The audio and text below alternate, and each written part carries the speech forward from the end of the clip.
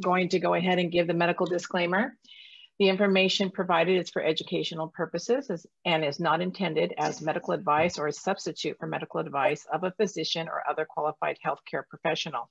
You should not use this information for diagnosing a health or fitness problem or disease, and you should always consult with a doctor or other healthcare professional for medical advice or information about diagnosis and treatment.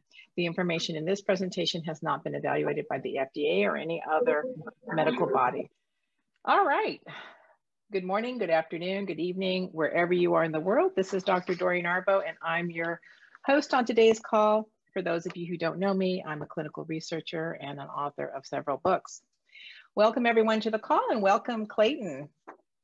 Happy New Year. Absolutely. If there's anything we can go off of, it's a new year, but nothing's changed. So here we go. My favorite time of the week begins now. Okay, well, Clayton is the chairman and co-founder of Root. He has over 25 years of experience in the health and wellness area. And, in the last 16 years, he's focused on detoxification and nutraceutical formulas, a simple philosophy, cure the cause. So again, welcome to our Tuesday call. This is the first Tuesday of the month, and you know what that means. That's the Testimonial Tuesday call. And Hashimoto's thyroiditis, fibromyalgia, osteoarthritis, and many other issues. And of course, Andy, we're going to get an update from him on psoriasis and other things. Know what those other things might be. Okay, so first we're going to hear from Rubina, who suffers from anxiety and depression. And I thought this was really interesting here because, when we think about anxiety and depression, there's a whole system here. I mean, it's not just you have anxiety and then you become depressed. I mean, there's so many different things. If you look at this diagram here, and this is from a clinical study, and all these diagrams here are from clinical studies, and I have the references down below for you to go and research. But you see, it's a very complex issue, right? So from this slide, you can see that, and on the next slide, you can see that the relationship between depression, your microbiome, stress, and immunity. But what's interesting, can I jump in on that? Sure, jump in.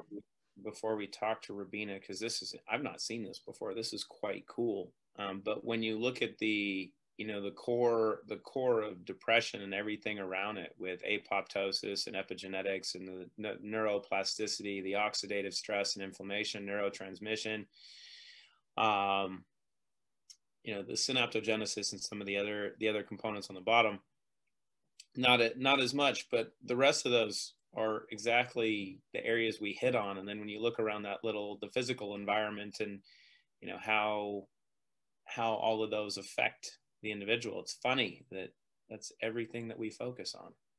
Mm-hmm. Who knew? Okay. So Rubina, I'd like to introduce y'all to Rubina, and she's going to tell us her story about her journey. Hello. Live on video. Hello, Rubina. Welcome Hi. to the call. Go ahead and tell us your story and how the anxiety and depression started. I think you did mention it started 2 years ago, and what you've done in that time span, and what kind of improvements that you've had using the Clean Slate. Okay, so well, originally the actual depression started about years ago. I had to go through a course of IVF to try and have children. It didn't work, so obviously that left me devastated. So that's actually when the depression started about 11 years ago. And I kind of went through a whole spiritual journey, and really thought I'd kind of dealt with it. When we go on a spiritual journey, I mean, I did various things. There's not a lot that I didn't do. And I really thought I'd kind of dealt with my issues and dealt with the despair of not having children. And it was interesting that 2 years ago, my life was actually in a really good place. I was in a job that I loved. You know, everything was going really well financially. And I started to feel a bit down. And literally within the space of 24 hours, I found myself standing on the edge of a platform at a train station wanting to jump. And I thought I had jumped. Just complete, you know, it's a place of complete and utter despair. It was a huge shock, obviously. I don't really know how I got home, but I somehow, I don't know. Me personally, I think it was some kind of divine intervention. I don't remember. The next thing I remember is being at home in my house, and it was a Friday, so that whole weekend was, you know, quite traumatic. You know, I wanted to kill myself, I wanted to kill my partner, I wanted to kill my fur babies. It was all very dark, and so on the Monday, I called the doctor, went to see the doctor on the Monday, and I was put on high priority, which basically means that I had to get care and attention straight away because I was on, you know, the high priority list. So so I was quite lucky. I had, you know, I was really lucky. I got counselling straight away. My work was really understanding. I managed to kind of pull myself out of, you know, that kind of dark, deep place of despair. But what transpired after that is that I started to get really bad anxiety and really bad panic, which is something that I had never, ever experienced before. You know, we all get scared and we all get anxious, but, you know, this feeling of pure panic and everything just closing in on you was so debilitating. So I had to leave my role at that time, which was as a manager in a major department store in London. I had to leave that role. And I went for a role as a sales, just a sales representative. I told the company that I was going to go and work for, you know, of my mental health issues, and they were really good, really supportive. You know, if I had anxiety, you know, they would kind of give me the time off work. There was no kind of issues around how much time I took off sick and, you know, that kind of thing. And also 11 years ago, I actually got, because of the IVF and the medication I had to take, I also ended up getting really bad psoriasis and asthma. So Sandy, who has been my soul brother for about, you know, 4 years, he introduced me to Clean Slate back in, I think it was June of this year. So, you know, previous to that, I'd had, and the anxiety could kick off, you know, such small reasons, but obviously, you know, really debilitating. You know, I found myself not being able to do anything, and then that would lead to depression because you feel like a failure. And I'd always been a really, you know, a very successful businesswoman before the IVF, so it was very, very difficult for me. So he originally recommended the Clean Slate for my psoriasis because I think it was somebody called Mark who was taking Clean Slate. He'd had these amazing results with, you know, with it. So that was really the original reason why I started taking it. And I started to notice around about sort of July, August time that something happened in the house, and that would have, you know, sent me into at first anxiety and then into a huge panic attack. And it didn't happen. And I was really surprised. And I know this sounds crazy, but I was actually looking for the panic and the anxiety because I didn't want to feel like I was suppressing it. Because if you suppress it and, you know, if you don't deal with it, basically, it can lead to a worse panic attack. And I had a panic so bad one day that I ended up in hospital thinking I was having a heart attack. So the panic didn't happen. And I just thought, okay, maybe it's just because we're in lockdown and a bit chilled at the moment. And I think, hey, was when I was literally called a day before, because obviously we were in lockdown, I wasn't at work, and I was called into work and I was given basically 10 hours notice to go into work. And that would have definitely sent off a panic attack. So my area managers kept ringing me and saying, you know, are you okay to do this? And I said, yeah, I'm fine. And I was fine. And I got up in the morning and got ready for work and got on the train and went to work. And I remember getting to work and coming out of the train station and just this complete feeling, just overwhelming joy, is that I didn't feel anxious at all. And I remember leaving Sandy a voice note because I didn't want to talk to him because I knew I'd just start crying. So I just left him this voice note and I just said, you know, dude, you know, this is incredible. I have no anxiety. I have no panic. I went to work, you know, beautiful day at work. And since then, I haven't had any anxiety or any panic. And the only thing that I changed in my life was taking Clean Slate. That was the only thing I changed. Wow, Rubina, that's incredible. Were you taking the not just the Clean Slate, but were you taking the Zero In as well? No, I haven't started taking the Zero In yet. On the Clean Slate at the moment. Mm-hmm. Clayton, I'm listening. I'm loving it. I don't know. I'm you know, before my IVF, I never took any medication. I'm an aromatherapist. I've always been into nutrition. And I truly believe that, you know, medication is poisonous. And, you know, I do that the IVF medication poisoned my system. And somehow that led to, you know, obviously it affected me physically, firstly, and emotionally. But then, obviously, because I was dealing with it, my body was so toxic that obviously that then the mind just suddenly thinks, hang on a minute, you're not dealing with, you know, I'm still so toxic. This body is still toxic. And so, you know, chemically, it led to the anxiety and the panic attacks. And Clean Slate somehow has, you know, I for me personally, that's how I feel, is that somehow the Clean Slate has detoxed my body now to, I mean, the psoriasis is a lot better. It's still there. But for me, the effect on my mental health has changed my life. It's made me want to live. It's given me goals. It's given me a reason to be here. That's it. Incredible. I mean, I'm just totally blown away. So how long has it been? I know Dory's got 6 weeks up on here. Are you about 6 weeks in? So I started taking it in at the end of June. Okay.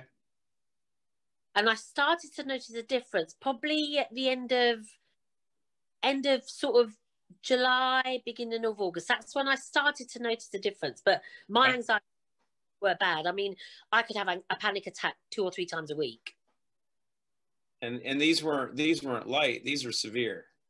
Oh, you literally feel like you're going to die. I mean, you literally, your heart, you know, the only way I can describe it is you feel like you're actually going to die of a heart attack, or you can't breathe, you can't, you know, and you can't.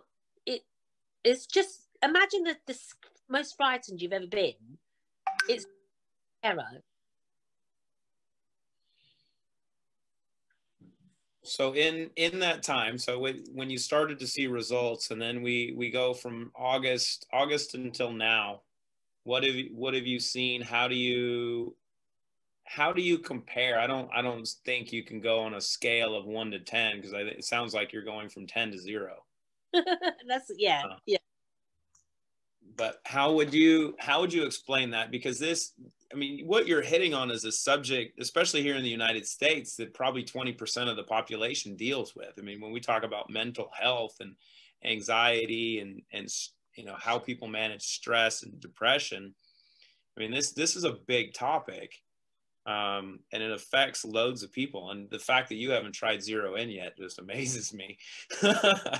But how, you know, to simplify the process, right? Or to simplify how you feel and what you've gone through. Is this something that you would recommend someone that's been in the same journey that you were once in? And what did you experience in that process when you started to see changes?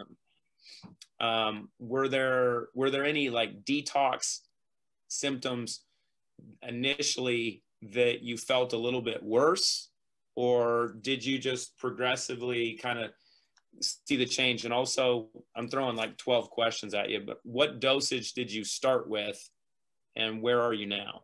So go. So I started on 5 drops twice a day. Okay. Initially, I was concentrating on my skin. I didn't even think about my mental health. That wasn't even a consideration at that time, because, you know, when you're mentally unwell, you don't think, oh my God, I'm going to start taking a supplement that's going to help my mental health. That it was purely about my skin. That's all. So I noticed with my skin that when I started taking it, the redness started to go down quite quickly, but then it would flare, and then when it flared the first time, Sandy said, okay, up your dosage to 7 drops. So that's exactly what I did, and then it would calm down. And so initially, Clayton, my concentration was really on the skin. I didn't really think about the effects of Clean Slate on my mental health at all. Physically, my skin would start to get better, and then it would flare. And then, I'd kind of say, Sandy was amazing, regular contact, how are you getting on, Rubes, and so I'd say to him, I'm having a flare up at the moment. He'd say, okay, you know what, make sure you drink enough water, up it to 7. So now I'm on 10 drops twice a day, making sure I'm drinking. I actually drink 3 liters of water a day. I'm because I just think, I spoke to somebody a couple of weeks ago, and he said, the IVF really did severely cause so much toxicity in your body. So you need to, make sure you drink loads of water. So I'm on 3 liters of water a day, quite a good diet. I've always been sort of, with my diet. But like I said, the mental health side wasn't.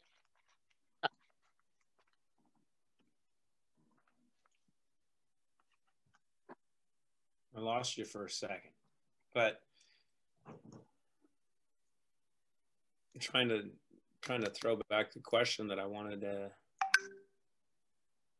add. So with if this is it, because I want to hit on a key point of how the body dictates this process and not our intention. If you have the 2 options, you have your mental health, and then you had your skin, which we know is a liver issue. Which do you think for your overall well-being was more important to address first? At the time of taking Clean Slate, I thought it was my physical health, but now I know that anything physical normally manifests from what's going on emotionally. So if I was anxious, if I'm panicked, if I'm stressed, if I'm depressed, that's going to affect me and my system physically. So for me, and also mental health, if you got mental health issues, nothing gives you joy. I mean, nothing. You could literally win £1 million, and you'd go into a panic about, oh my God, I've won £1 million, and you'd find reasons to panic about that. So for me, personally, the fact that it's had such a huge effect on my mental health, yeah, fine, I've still got psoriasis, it's weird. The psoriasis is almost invisible to me now. Well, and I think that's awesome. That's part of the process, and it's what I really wanted to hit on. Of when you go through the process of just we can say cleaning up the mess, that it's your body that's going to dictate what it needs first. So now that the mental aspects are improving, I'm going to bet you that over, we'll say, the next 30, 60, 90 days, that you'll start to see the skin stuff clear up as well, because there's an innate intelligence that how the body energetically is working with the fragments in Clean Slate on how it applies them. So it's going to address areas of greatest importance that it knows need to be addressed, which might be different than what, like you're hitting on. You started taking it from a cosmetic purpose, and got results that were a little bit different than expected to start with. Yeah, that's exactly it. Yeah. That's the beautiful aspect. So thank you so much. This is awesome. You're welcome. Absolutely. We're going to have to check in with you again 6 months from now and get an update and see how you're doing. Oh, but definitely. Thank you so much. It was amazing testimonials. That's it. You're welcome. Thank you. Thank you for giving me the opportunity to obviously just let everybody know. Oh, you're so welcome. So now we're going to hear from Birgit, who suffers from Hashimoto's thyroiditis, fibromyalgia, osteoarthritis, and many other issues that I'll let her tell her story. But I wanted to, I picked a couple studies here showing the correlation between certain environmental issues, heavy metals, so let's go to, let's see, Birgit, let me ask you to unmute.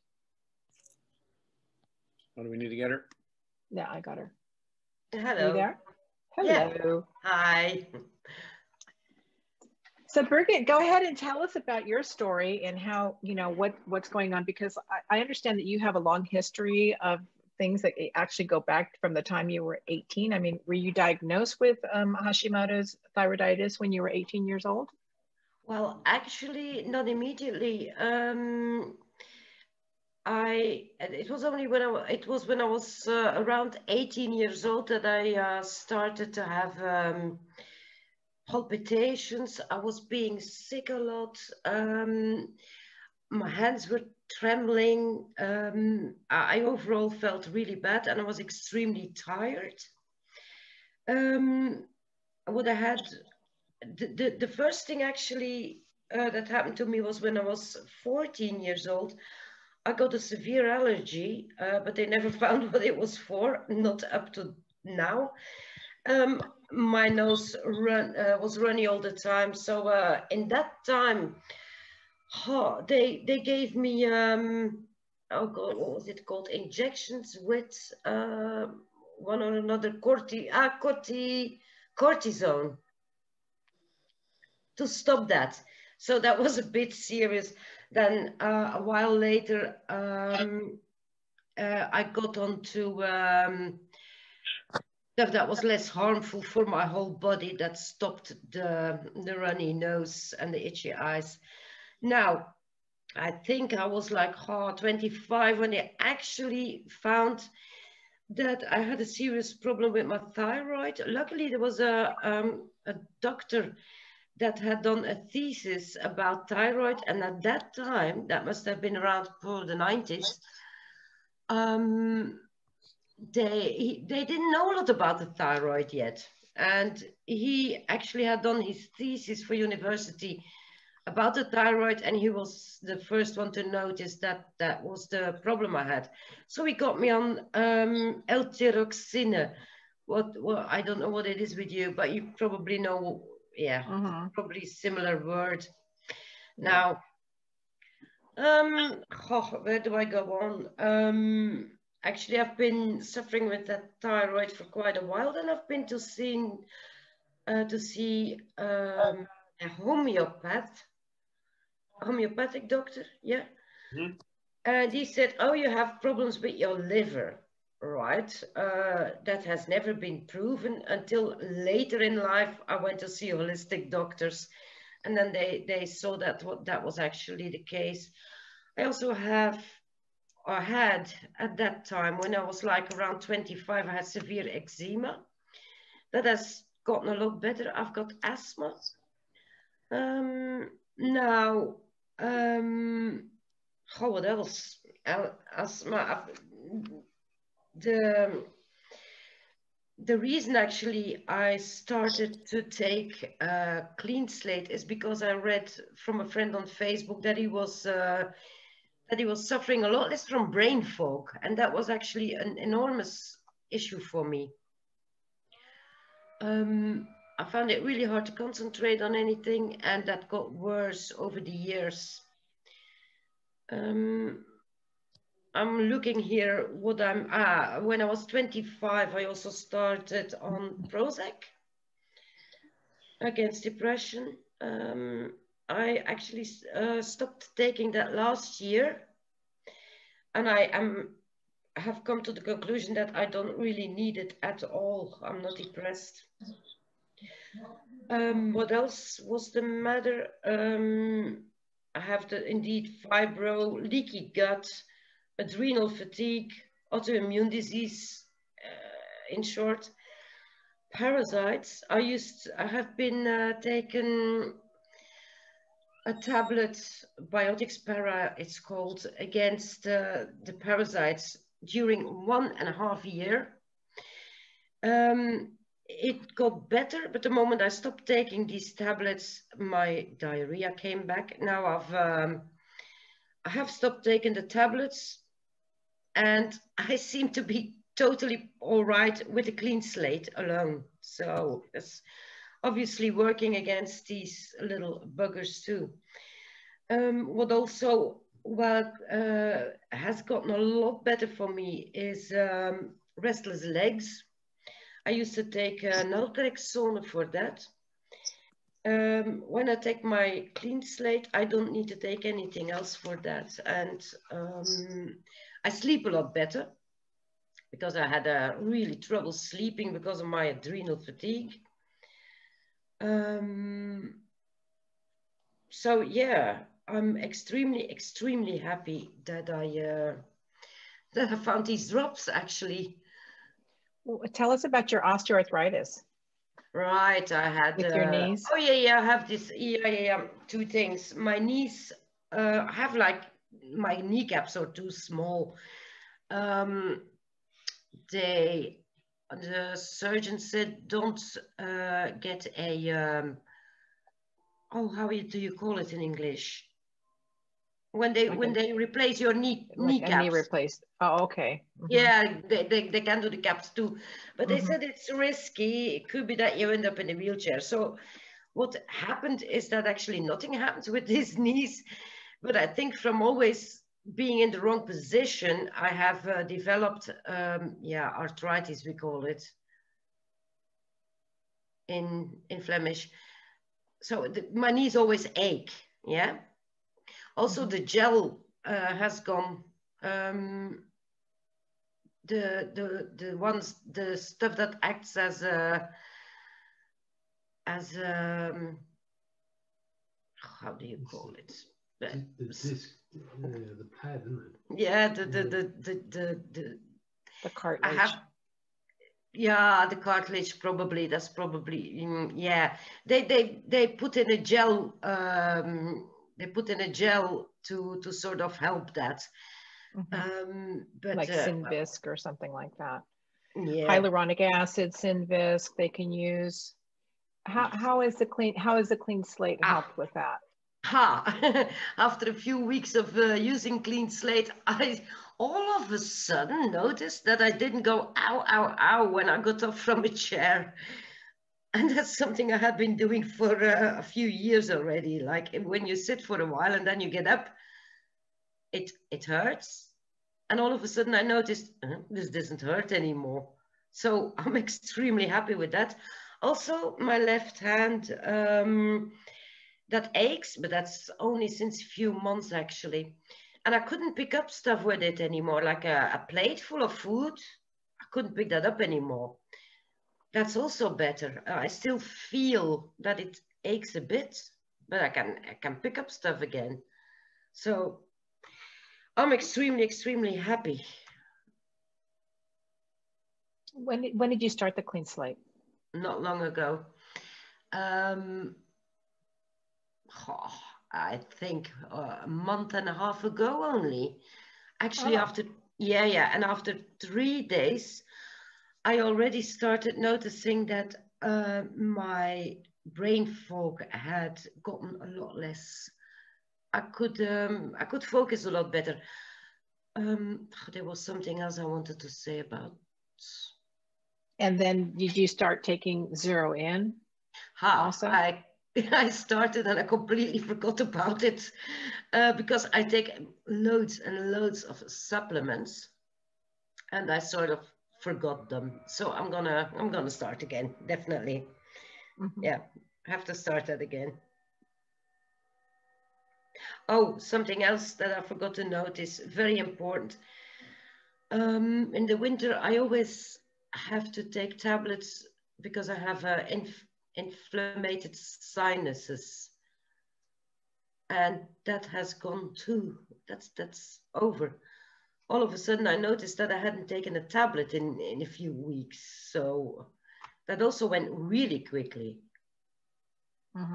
So what would you say, like, so the first thing you mentioned that you started noticing was the brain fog? Absolutely. That was a lot better. That was more improved. And then what was what do you think is the next big thing that you started noticing?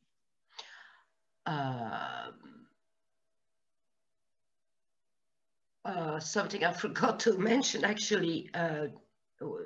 Also, after like 3 days, I felt that I was much more awake. I could sleep through the night, and I describe it now to people as I am awake during the day instead of trying to get through my day. So I'm actually awake. I can do stuff. That was a very important one for me. That was the second thing that I noticed. Then after that, actually the pain that was a lot less. Okay. Yeah.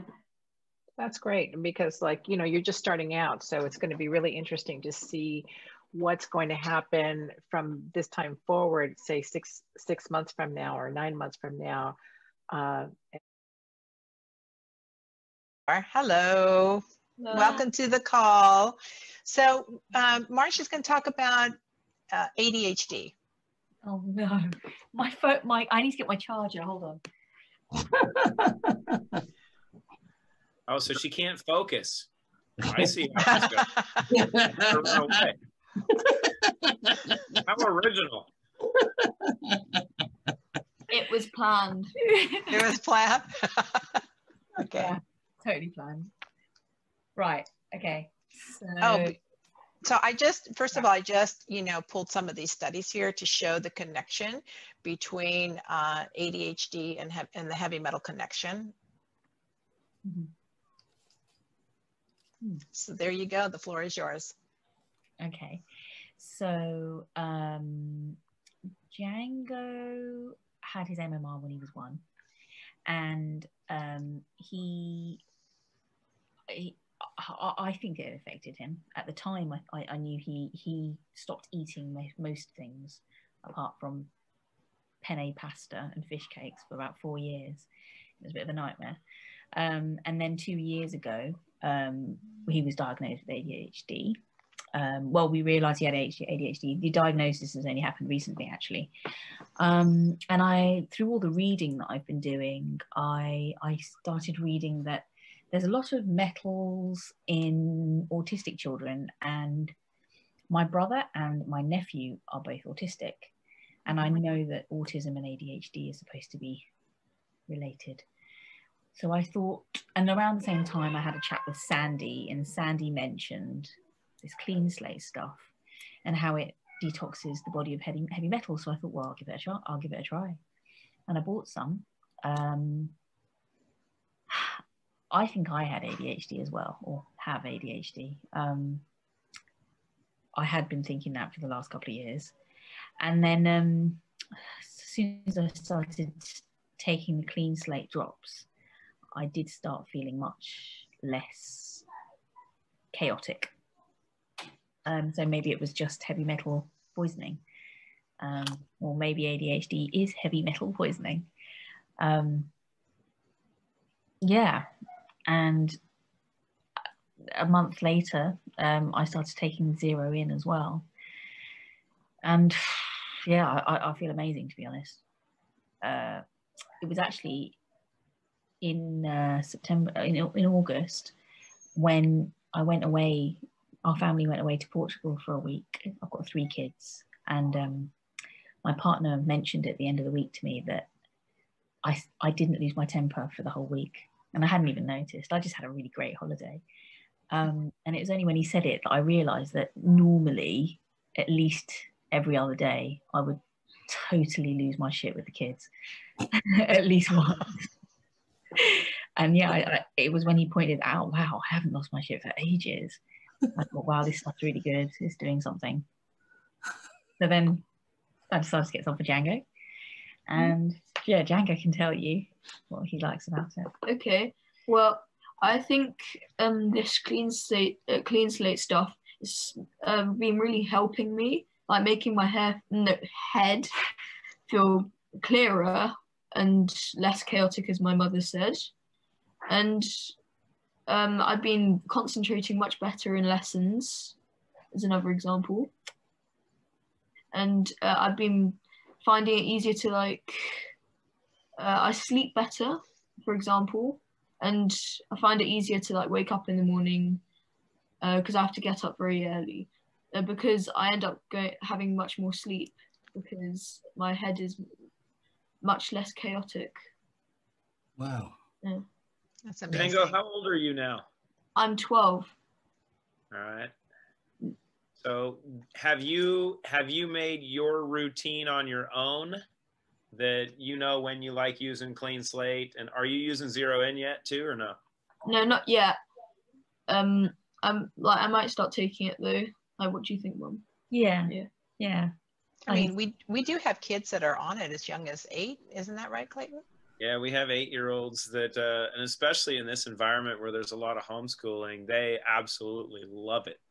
Yeah, and my thing is... I'll give you some insight. I was allegedly, because I don't ever remember this, but I was diagnosed as ADD as a kid as well.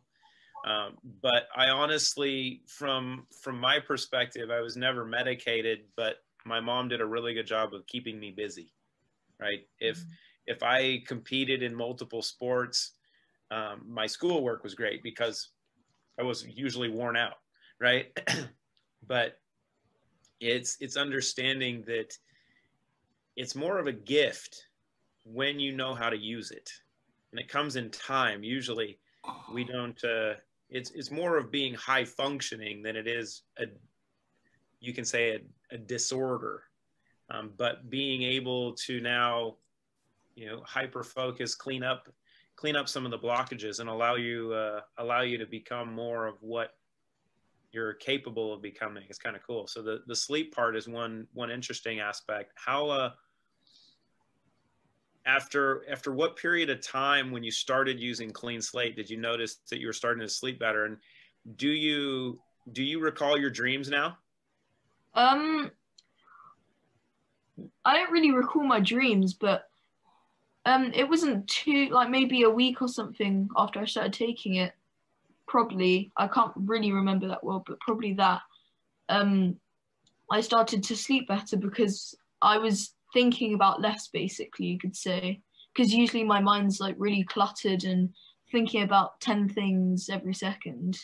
But then it just started to clear out a bit. You could say, yeah. Fantastic. Fantastic. Yeah, that's amazing. Thank you so much. Yeah, I want the whole family on it. The one important point for this to take from what Marsha was saying initially is what you heard is for the first time in history that a man asked her that she hadn't lost her mind and she didn't lose her mind on him. That's great. So that is awesome. Thank you. Thank you both. I mean, this is the fun part because most of us here are adults, right? Yeah. But Django is so far ahead of the curve, that our focus needs to be on the youngins, because we've got to clean them up because that's our future. Right? If we don't take care of them, we're in trouble because at some point they're going to be running. So now we're going to introduce you to Mark, and he's going to talk about his testimonial regarding severe psoriasis. Hey, look at that handsome beast! My God, you are literally glowing here. Aren't I just a proper little drop of sunshine there? Yeah, it's look, it's very difficult sometimes for me to actually speak about that. I get quite emotional about it because it's just been quite dramatic, and it's almost like I have to pinch myself occasionally just to where I've been and where I've arrived. So yeah, I mean, shall I fire away now, Dory? Fire away.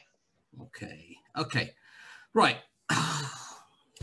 10, 12 years ago, I used to play football an awful lot at a very high level, and I used to wear these shin pads on my shins, and I used to get a bit of irritation, I think it's a sweat just building up with the skin. And I was finding myself scratching quite a lot, even after I'd finished the game and I'd washed and showered, and my shins just kept getting very, very inflamed. I thought nothing about it. I just simply related it to that and just used to use a moisturizer and keep myself clean. However, over a period of time, it was quite clear that it was more than this, and it just developed into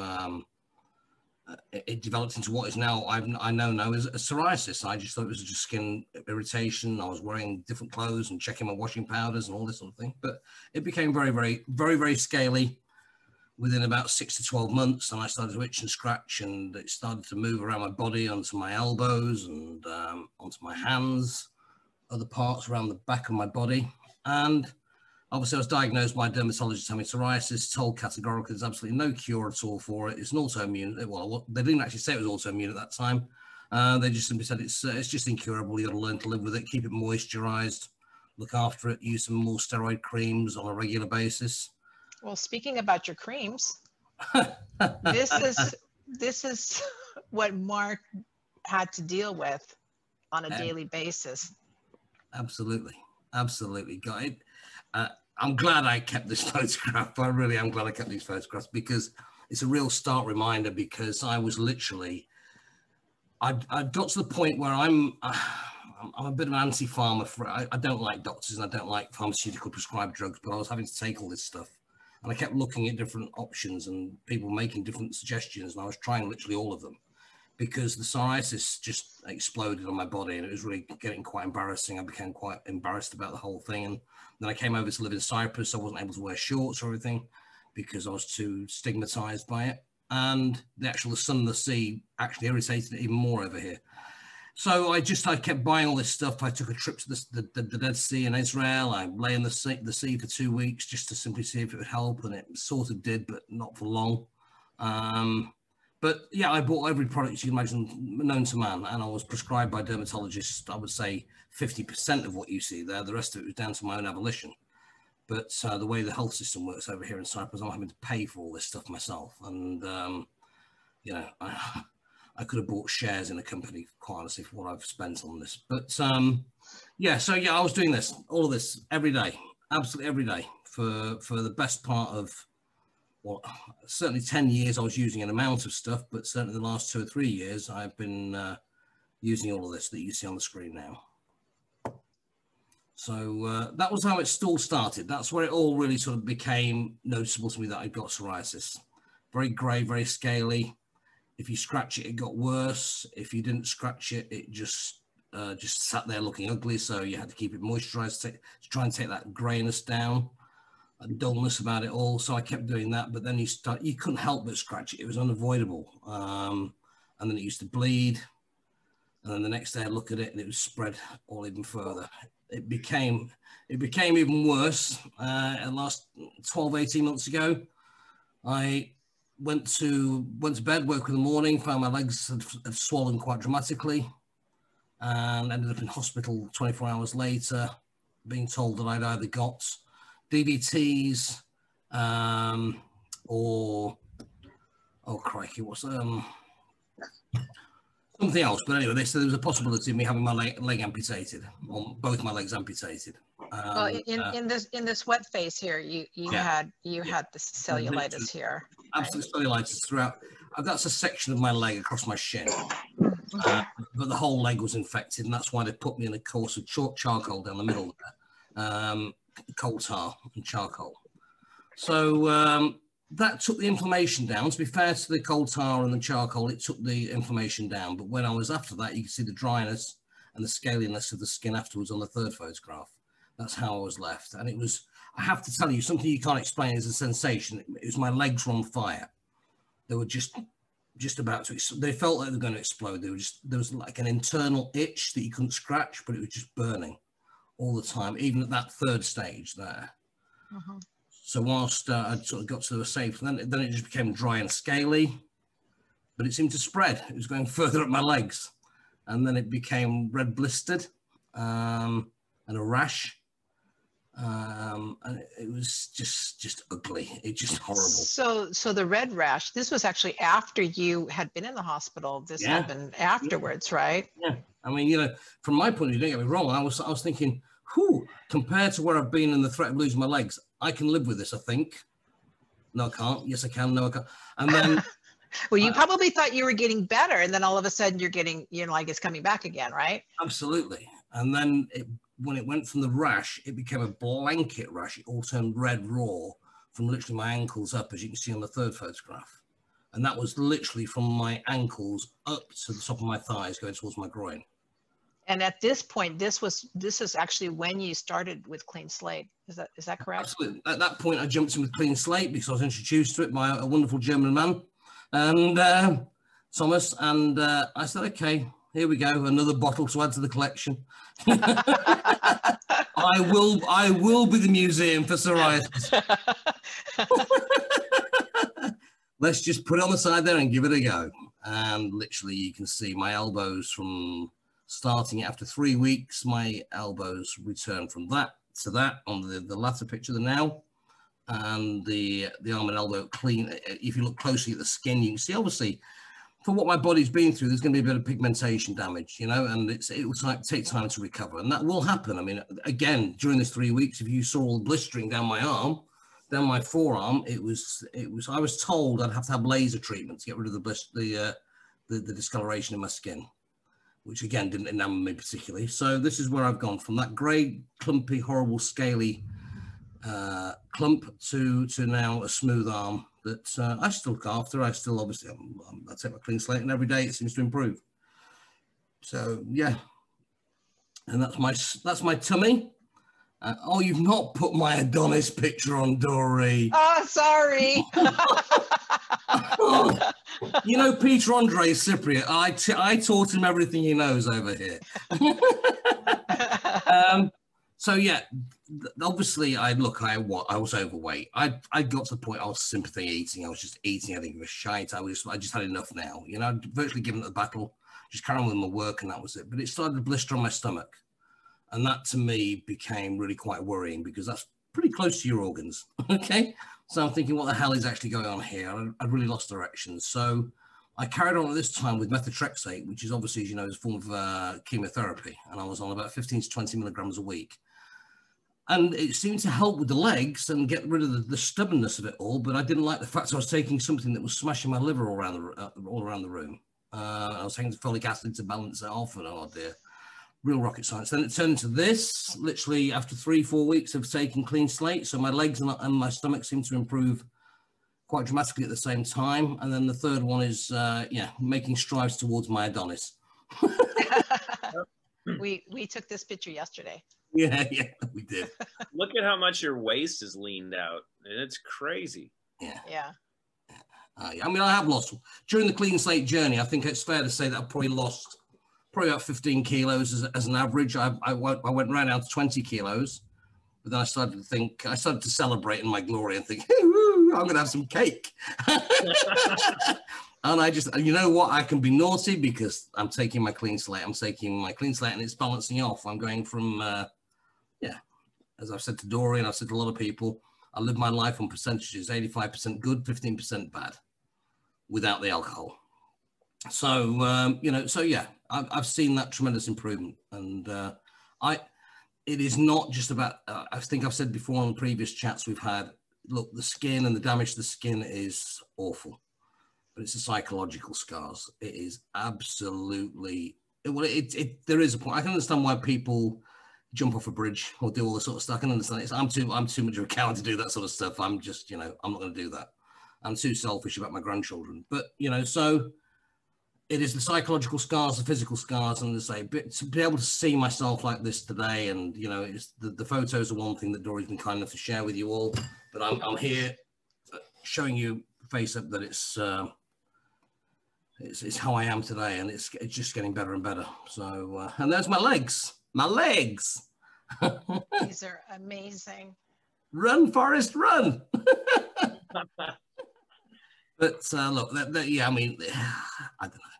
Is it psoriasis? Is it leprosy? Is it whatever it is? But, you know, again, being an ex-professional footballer, what I did, I wanted to see the shape and definition coming back in my legs. So if you go to the second photograph, you can see I'm pulling my quads a little bit, but you can see my shin muscle, right my here. quad muscles. Yeah, here. So I'd lost all of that. That had all gone in a little bit of fat, but obviously it was hidden by the scars. So it was great to be able to see those and, you know, see some colouring taking place. But as I say, I've gone from, that was after 8 weeks, as it says on there. My script is right in front of you, Mark, if you look. And then after 4 months now, where I am today, that's how my legs are today. And I do normally moisturize, but I don't have to. Because I drink 3 to 4 litres of water a day, I think my body is now functioning better through a cleaner liver, and it's actually being distributed to the right places, so my body has got sufficient hydration. But I just have to drink 3 to 4 litres of water a day. It's just the way I'm built. That's what I do. So, yeah. So, yeah. Crazy, huh? Who are you going to call? Oh, Sebastian. But, yeah, that is just, that in itself is, you could just use that slide, and that would be, to me, testimony to everything. But again, as I mentioned earlier in the conversation, I'd been fortunate, if you like, because if I look at how much I'd spent per year, per week, per month, and added it all up, I would say I'm certainly hovering around the 30,000 that I was spending latterly. You know, what appeared to be small amounts per month over that 10, 12 year period was exorbitant. And then on top of which I was seeing specialists or so-called specialist dermatologists that don't still relate to skin linked to the liver, and they won't have anything to do with it. But anyway, and then I had 10 days in hospital where they told me I was going to lose my legs. And so that was a $7,500 bill. And then all of a sudden I got a little bottle of 69, Soissons Neuf. And here I am. And I can't thank the team, can't thank the products, can't thank anybody enough. I just thank God more than anything, is because I'm very, very lucky to have. But I think I've earned this as well, because I do listen to my body, and I knew there was something. And I say my good friend Thomas, who introduced me to the concept, could see I was passionate about finding a way out of this. And so he honed me along. I threw a lot of cod oil down my system for 3 to 6 months. And then I bounced into root and detoxed very, very quickly. Very, very quickly. Without too overly graphic, you know, I spent a lot of time in a room down the corridor. And it's interesting that you were taking it just, you know, 10 drops twice a day, and you were actually putting it in water, which makes so much sense to me. Actually, after reading this, right, paper, Clayton, because actually it's actually talking about, like, when you put it in water, instead of taking, because it actually, okay, so I was thinking, because it goes through the gastrointestinal system, right? Actually, it's better to put it in the water. Like, remember I told you, Mark, I take it neat, right? I just pop it in my mouth, right? But the water, it's going to go through a different route. It's really not going to go through that mucosal, you know, the mucosal lining. I think what it was, I'd heard Clayton say, you must hydrate, you must keep yourself hydrated, you must take water. And I thought, well, that part of the journey is not a problem, because I'm water. But so I just put 10 drops in the morning in a glass of water, wallop, and same in the afternoon or the evening, did exactly the same. And I did that for literally 3 weeks. And then I started to watch people saying, you know what, that 10 drops scenario, hey, not a problem. You can't seriously actually get to a point of overdosing on this stuff. And I must admit, I enjoy what it's doing to me. So it's on my office desk, literally by the side of me here. And I take it probably 3-4 times a day. Neat, under the tongue. Mark, I got a question for you. Go on then. What industry do you work in? I'm not telling you. I work in the medical. You've been in healthcare. Absolutely. For 6 years, I involved in a business that actually repairs, or actually cures, It cures non-healing chronic wounds, including diabetic ulcerations of the leg. And look, I'm proud of my business. Joking apart, we take people from black gangrene legs to saving the leg. So that is magnanimous in itself. But I found it ironic. I was lying in hospital 18 months ago being told, you're the ambassador of this company, a director of the company, you are the foot soldier of this company. You ain't gonna have any feet to be a soldier with because we're potentially gonna take your legs off. And I was like, how can that be? I've not got diabetic ulcers, but I've got psoriasis and I'm gonna lose my legs through that. And I used to treat myself a little bit with my machine that I use for my patients. And it seems to help a little bit, but it certainly couldn't break down that volume of problem because it was all over my body. It wasn't just my legs and my arms, it was everywhere. So no, and I'm now proud ambassador of my equipment and again, but I do see, and I have had this conversation with Dory, I see there is a definite synergy here because I can cure the ulceration, but I cannot with my machine, I cannot ask somebody to change their lifestyle and reverse the diabetes or put it to at least remission. So I think there's a happy marriage taking place there somewhere down the corridor. And there certainly would be from my point of view. If I greeted with a patient, my clinic's in Switzerland, my main clinic's in Switzerland. And I'm having a bit of dialogue with my specialist over there. I think before long he'll be appearing on one of our Tuesday night chats because I don't think, when I sent him photographs, I don't think he actually believed what I was telling him. So, you know, hey, the proof is in the pudding, and you can call me pudding all day long if you like. But right. So there was a question that just popped up. Was with your decade, we can say decade of experience, much like Tommy was answering the question. Did your clinicians ever give you an idea of what the cause was, what the etiology? No, absolutely. If I have been back to my dermatologist here in Paphos in Cyprus, and I've said to them, look, what can you tell me about the relationship between the liver and the psoriasis situation? And, you know, apart from the fact it's broken English and such like, this is not this, Mark. It is not this. It is nothing to do with your liver. Your liver is good. I see your blood results every month. They're good. They're fine. But they cannot see the obvious medical synergy between the two. And it's very frustrating. But I think that's probably, I've got to blame Cyprus a little bit because they do tend to be a little bit, you know. Yep. And this Englishman, he come here, he tell me how to suck eggs. But I think the important part is like Dory had pulled in some of her research, and it's the important part to understand about every part of your body, right? Is when we look at the sequestration of these toxins and chemicals and pollutants, they might not affect enzymes, but they're going to affect other parts of it. And like Dory, when she brought up with me of identifying that psoriasis, eczema, acne are liver toxicity issues with heavy metals and specific viruses in the you can say the correct or the worst case scenario of those combining together, that's what's expressing. And you try to go through some of the published literature, you know, that you see from dermatologists, and none of them know it. I have with my medical consulting company, I have a couple dermatologists that I work really closely with. And this is a subject that they are completely ignorant to. And I think, like a lot of the medical professions, become very sales orientated.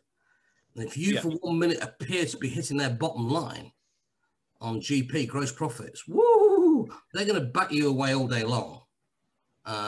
You know, and that, I understand it. I'm a businessman myself, but at the same time, it is when I've got such a loud voice over my situation, I feel it's not just a case of, it means they can treat 1,000 patients now rather than 4 or 5, and they can be in and out of their clinic very, very quickly. And they can take the wonderful feeling of being able to say to people with testimony saying, I've helped all these people, rather than just a small window. Would you agree in the philosophy, though, that this is wellness is actually a choice, right? You don't go to the hospital, you don't go to the doctor to get well. No. You have to, and as you did, I mean, with your journey, and you can see with what you were spending and trying to find a solution, but you can't go to, we can say, the establishment to find a solution, because that's not where you're going to find it. It's a crutch. It's Yeah. a crutch to lean on. It's somebody to almost like having one-to-one counseling of saying, this is how I feel, this is how it is, this is what it is. They say, blah, blah, blah, blah, blah. But it's gone. It's finished. There is no support mechanism there and after. You just believe that their potions are going to bring you to, and they do give you a little bit of glory for a week or 10 days, but it's back to square one. And the thing with psoriasis, and like any other skin disease, as I've researched myself, psoriasis is very clever. It works out what you're trying to do, and it goes around it. It will start off my elbow, then it'll go down to my wrist and onto my hands. And, you know, wherever you think you're treating, it moves. It says, well, if I can't affect you there, if you think you can treat me on your legs, I'll go somewhere else. Almost like a viral. Yeah, it's moving around your body. And I never had psoriasis in my hair at all, my head at all. But as I was treating my body pre clean slate, I was having to use ointments on my hair and everything as well. So, but you know, it is very intelligent. It's very switched on. You can tell exactly what you're doing. Did you do anything topically, or was it all oral? Well, no, methotrexate was the only oral I did. Everything else was just topically. I was putting creams and ointments and all the rest of it all over my place. I mean, I was like, yeah, those are all. Oh, sorry, the clean slate. I don't know. I took, when I first shared my results with you or everybody else on Facebook, you said to me, try it on the skin. In actual fact, to be honest with you, Clayton, from where I was then, it started to sort of like dry the skin very quickly and started to itch a bit more. So I said, well, I'm not having that. So I'm just purely oral with this. Okay. But, you know, I don't apply it to my skin at all. Not saying if I didn't mix it with something else, a moisturizer, something, it'd probably have a great effect, but I stick it to oral. Right. Well, thank you so much, Mark, for your testimonial. It was. No, it's an absolute pleasure. I love sharing it. I'm very, very proud of it. Very, very proud of it. The interesting thing for you, I mean, like you only took 10 drops twice a day, and you know, within 3 weeks, you started seeing results. And this is, 4 months now. Yeah. Okay, Tommy, you're up. Thank you, guys. Thank you, Dr. Dory. Hope everyone is doing great. I have to tell you guys a little story, because for the last 15, 20 years, I was having a fatty liver and having some small issues with my body. And what happened is that I joined the Root family back in February 4th, and I was starting with a clean slate. I think it was end of February, because it took a little time before we got it here to Norway. Mm-hmm. I had a test in a doctor office where we are testing for something called ALAT and ASAT, and both of them I knew it was red numbers before.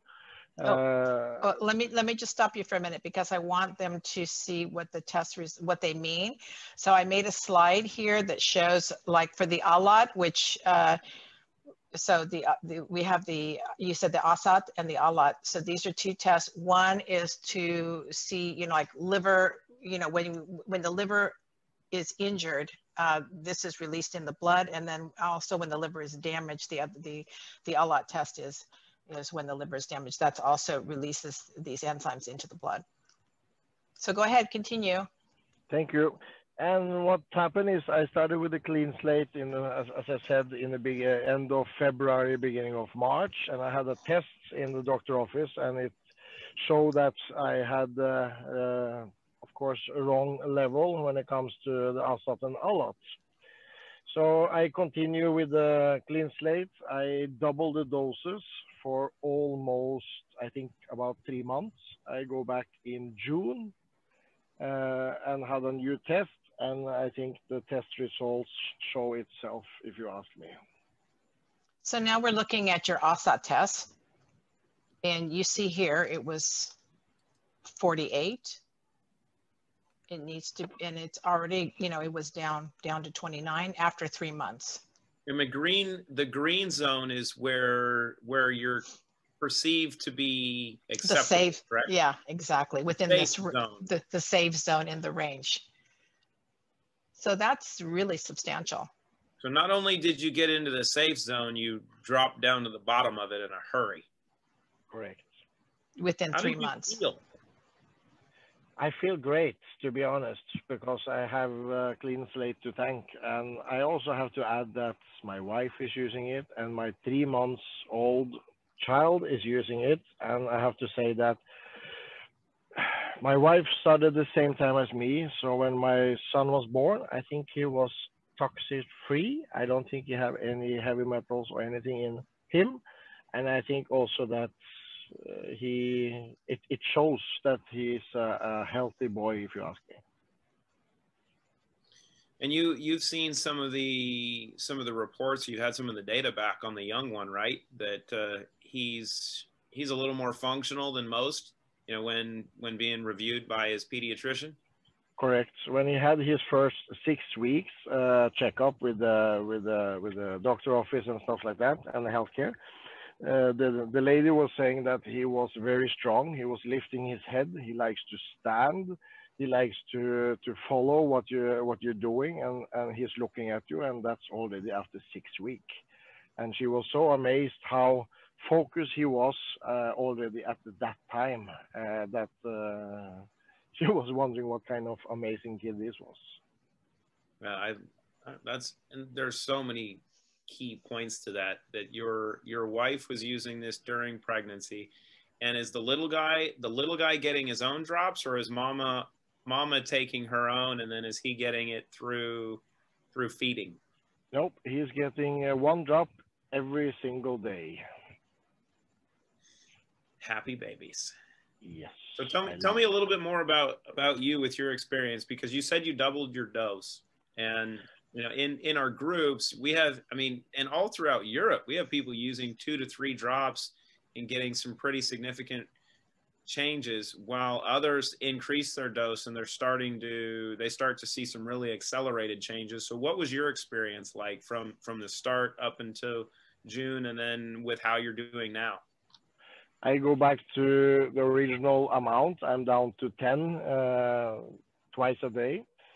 So I'm not taking the double doses anymore, but as I said, I feel great. I'm looking forward to the next time I'm going to the doctor office and giving some blood. I usually don't like to give blood, but this time I'm looking forward to see the next result and how everything is. Isn't that the fun part of getting healthy though? You get to see the positive aspects of changes taking place. Like, oh, now I'm winning, and it changes the outlook on stuff. It does. I also dropped 12 kilos, so I don't know if it's thanks to the wife or if it's thanks to Clean Slate. Oh, absolutely, it's the wife. We know that for sure. Most likely. That's losing baby weight, which has never happened before, ever. True. It's true what they say, that the guys is also gaining when the wife is gaining. So I told you that. Yes, you did. I listened to you also. Mm-hmm. Well, and then I have this last slide up here for you, Tommy, about your ALAT. And so you can see it went from 118 down to 75, not quite yet into the green zone, but I'm hopeful that on the next test that you get, you'll be down again. It's only 5 away. I mean, this is really significant. Look at the drop in 3 months. Yes. But the ALAT test, for what it measures, and this is such an important thing for people to understand, not just for liver function, but for every aspect of the body, is that we know the liver has the ability to regenerate, right? Mm-hmm. As does the rest of our system. But you hear a lot of discussions about liver function and repairing or regenerating your liver. He's seeing it. I mean, that's probably a 30% reduction in enzymatic levels.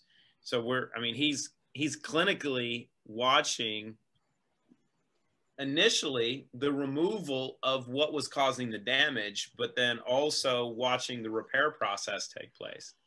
Mm-hmm. And it's always nice to see clinical data. Astonishing. Yes. Okay. All right. Well, thank you so much, Tommy. Thank you. Thank you. Can I just ask Tommy something? Sure. Obviously, it's a non-alcoholic related problem you had with your liver. Now, I don't touch booze or alcohol at all. I've not touched it for over 20 years. So How do you get a damaged liver to this extent without the alcohol? How was it damaged? They were saying that I had so much infection in my body because I have a problem with my stomach and those kind of things. So they said that that was one of the things that caused it, and of course with all the toxin and everything. Wow. Okay.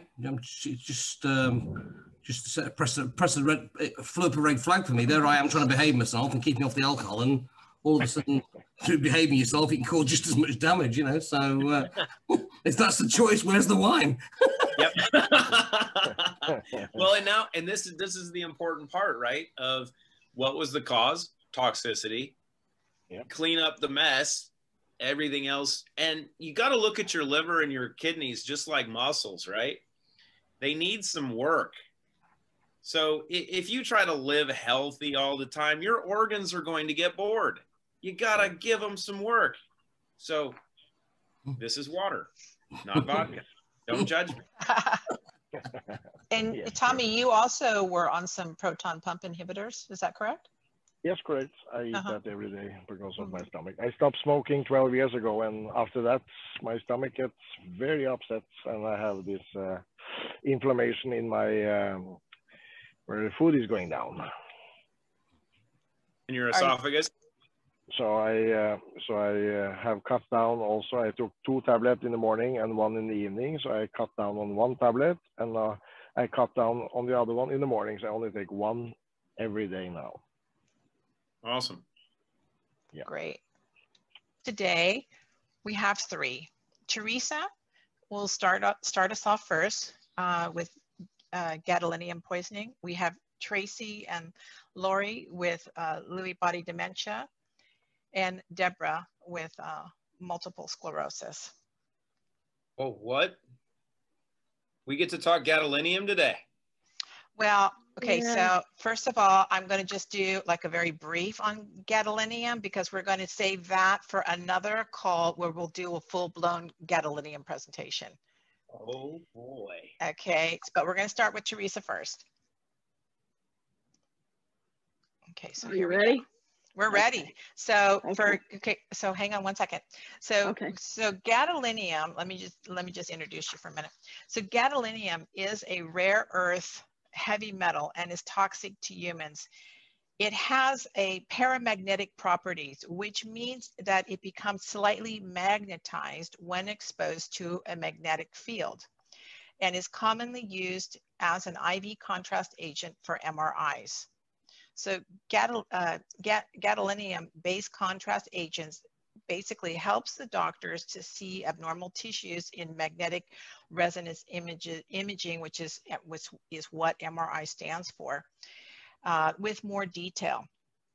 So the use of these types of agents for MRIs has been ubiquitous in radiology for nearly 3 decades. And several MRI contrast agents are now known to leave heavy metal deposits in the brain, bones, and other organs. And new research indicates that gadolinium may remain in the body for months or even years. So our next guest is Teresa. And in 2008, she had a brain tumor and was later diagnosed with thyroid cancer. Her treatment lasted 12 long years. And during her treatment years, she had over 30 MRIs with contrast medium gadolinium, and was later diagnosed with gadolinium toxicity. And so here to tell us about her journey with gadolinium toxicity is Teresa. Hi, everybody. Hello. Welcome Hi, to the can call. you hear me? Yes, we hear you. Okay. Well, it all started back like Dr. Dory had mentioned. I had a brain tumor. It was a meningioma, which was non-cancerous. And over the course of 12 years, I had quite a bit of treatment. Every time I had an MRI, I ended up getting a IV injection, and it just kept giving me more and more. Well, the first 3 months, I believe I probably already had 10 MRIs. And by the time went on, probably about maybe 4 or 5 months into my journey, I'd had my tumor removed, but then I started getting really, really sick, started getting super, super depressed, feeling really lethargic a lot. I felt just so heavy. And actually I was in a mode of, at one point I was ready to go and commit suicide. I was actually had everything arranged in my home, had my jewelry box out, marked everything, and I don't have a lot of jewelry, but what I did, I wanted to make sure that the people had it. I didn't have a will at that time, but I had marked out who got what, and then went out and sat on a log in the woods and cried a lot, and it was just really, really kind of devastating for me. Well, I thought, nope, I can't do this, because I know God has a journey for me, and it was by the grace of God that I did walk out of that woods. And not gonna lie, it started out, my pain level was over. I mean, I can't even give you a number. I mean, the pain just was so severe. The headaches were so bad. I started noticing colors and different colors in my skin. I started growing different growths on my face.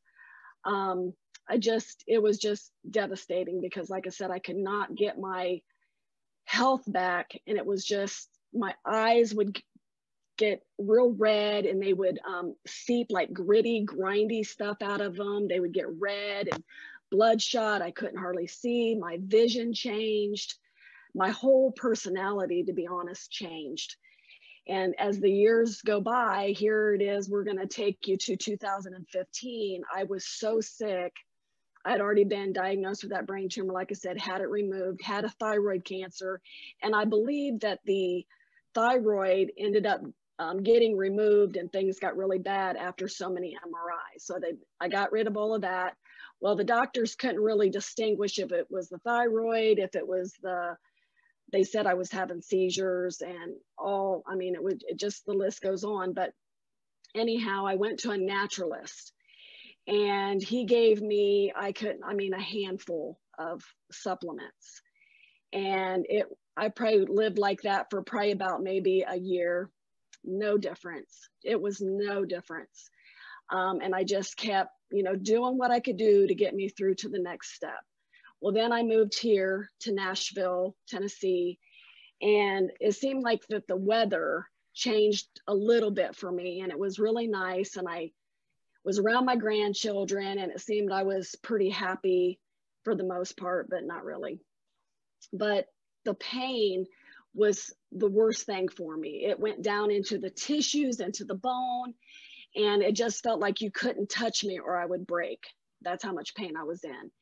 And the thoughts of suicide would pop up every now and then again. And I had a miserable life. Well, going on to, I tried different shakes. I tried liver cleanses. I tried kidney cleanses. I even tried a different zeolite. And the zeolite, that was really, really bad for me. It was so bad. I'm just going to tell you, this is in my testimony. I just would make sure, what you're taking, clean slate is clean. But this zeolite that I took, it about killed me. I was ready to go to the hospital thinking that I was having either kidney stones or something, but it was just so painful. I was up all night long.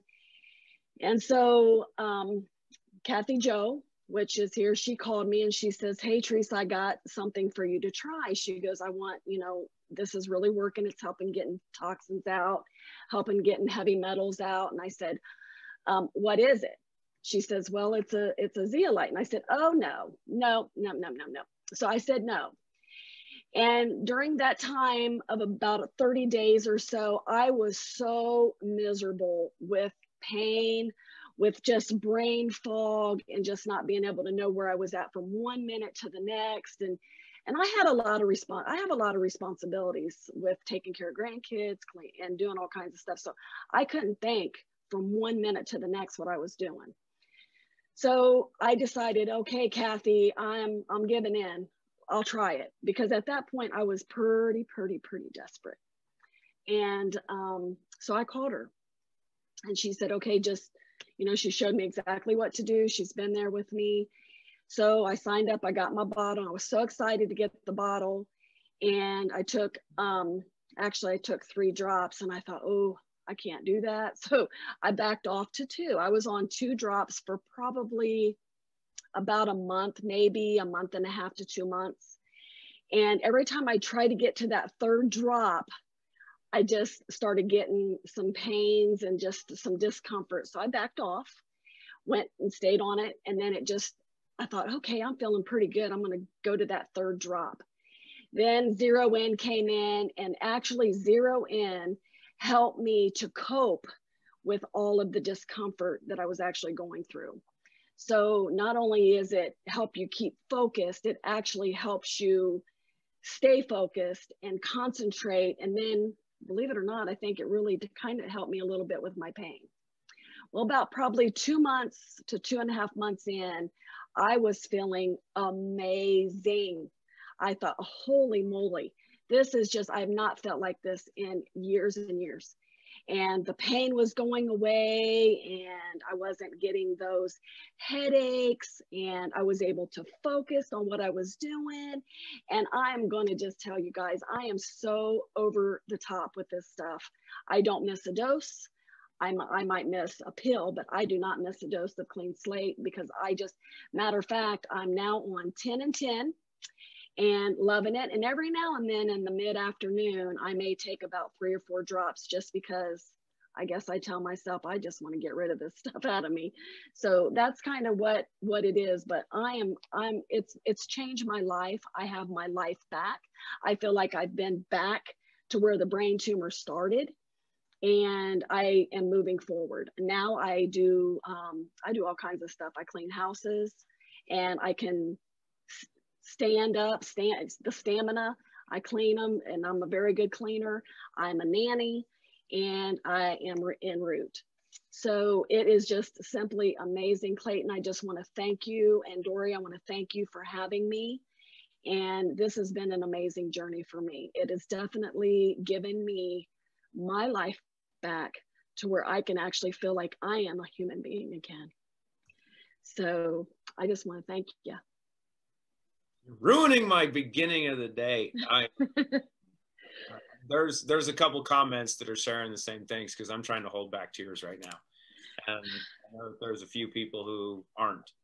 By the way, your hair looks freaking amazing. I know. I was looking at that too. And actually, I was going to mention that too. My hair was actually falling out, and it got super, super thin. And just within a couple of months, I mean, it is thick, and it is just, I mean, I love it. It looks, I mean, I've always had long hair, but I was ready to get it all cut off because I couldn't, it was getting frizzy and ugly. So there's a project that I want to do with you. Okay. Because there's an individual, so her story, I think they came out with her story 2 years ago. And her husband is known for being able to solve any problem on earth. His name is Chuck Norris. I tried to reach out, believe it or not, I tried to reach out to his wife. Because Christy's actually suing a couple pharmaceutical companies because of this exact issue. Oh yeah, there's some huge lawsuits right now.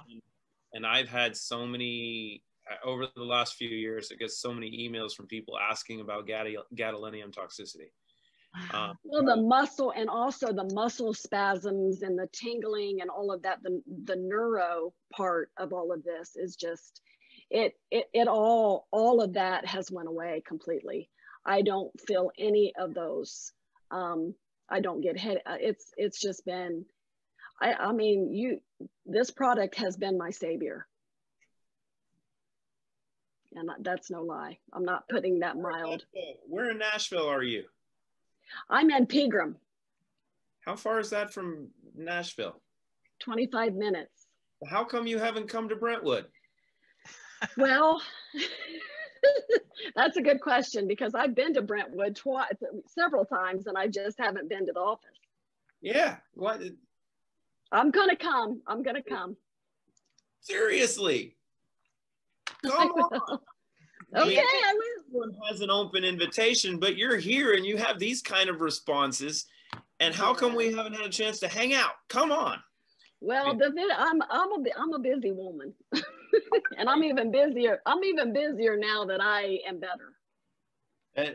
I'm speechless. I don't have anything to say to this, because this is. I'm holding back tears. I really, truly am. This is what we live for, right? Absolutely. This is it. I mean, at the end of the day, you know, I just took it off of my board, but we talk about outcomes, right? And that's it. It's like you said, you know, I've been through a journey and tried different stuff, and even products in the same category. It's not the same, but at the end of the day, it really doesn't matter what's on the label. It really doesn't. Show me the outcome. So it doesn't matter. Thank you so much for sharing. You're so welcome. And I'll be meeting you soon. You have yeah. I'm going to look up where Pegram is, because I'll come to you. It's off of 40. And one of the things I think is interesting, one of the things that Teresa, you said, was that you started off with 1 or 2 drops just to start. Yeah. And you actually had results within a week of using the product. Yes, absolutely.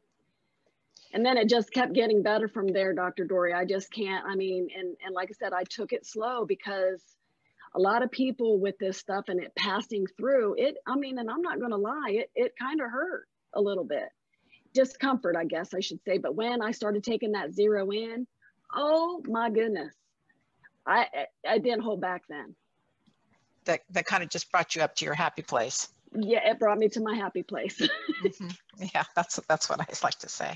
Okay, well, thank you so much, Teresa, for sharing your incredible testimony. And we're going to come back to you. I think we talked about this before. We're going to come back to you in about six months or so, because Teresa actually had her levels checked for toxicity, and already we could see, just was that like within a month or so that it was already starting to go down? Yes. The gadolinium. It was actually 4 months that I was on the product, and then I decided to do, because of the group that I was in, and I just wanted to see, just because of my curiosity, I mean, I spent the money to see if it was helping at all. And it wasn't just even the amount of gadolinium that it took out, but it started taking out other metals that I had, because I have mercury, I have the lead, I have it all. So it's just like you say, it's the outcomes. It don't even really, you know, radiate on those tests. It's just the outcome. And like Clayton said, it's amazing. Okay, well, thank you once again. And we will come back and give another testimonial when we do our gadolinium, our full-blown gadolinium talk, Tuesday talk. And then I think at that time we can show your results from the beginning all the way to where we are now. Okay, well, thank you so much, Teresa. Thank you. Okay. Thank you. All right, hold on. Can I mute? Should I mute? Yeah, if you like to, it's fine. I'm going to go ahead. I've had enough of you now. Okay, let us go back here.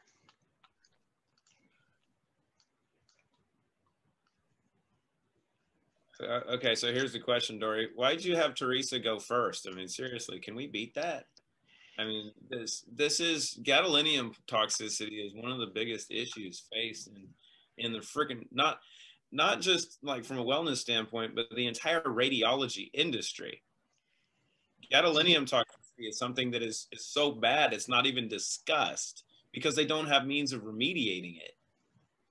And right, I mean, because like I said, it's ubiquitous for over 30 years, right? And back in 2006, when I was working with some stem cell, and with, you know, we were doing stem cell treatments for cardiovascular patients, you know, this was really starting to come up, because in the cardiovascular patients, you know, they would get contrast-induced neuropathy, all kinds of different issues, you know, for the kidneys with cardiac patients. So any patient that had very high levels of creatinine, we wouldn't ever recommend this to them. But we did have special protocols for that if it was necessary. But back then they even knew that this was an issue, but yet they still continue to use it. And, you know, there's more and more studies. I mean, that next call that we do with gadolinium is going to be really amazing because there's so much stuff there. And just to educate people, because how many people on this call have had an MRI with contrast? I mean, I've had it many times. So, you know, over the course of my life, right? So, but people don't think anything about it. They think this is something that's safe and never think about that this is a heavy metal that's going into your system. So there was a question real quick, Teresa, you can answer. Oh, sorry. That. What your pain threshold was before you started taking Clean Slate and Zero In? Because you said it dropped, but you said it was probably 100 out of 10. It was so painful. There was times I couldn't even get out of bed. And the headaches were sometimes where I couldn't see. And I also wanted to say that I have not had an MRI since 2015.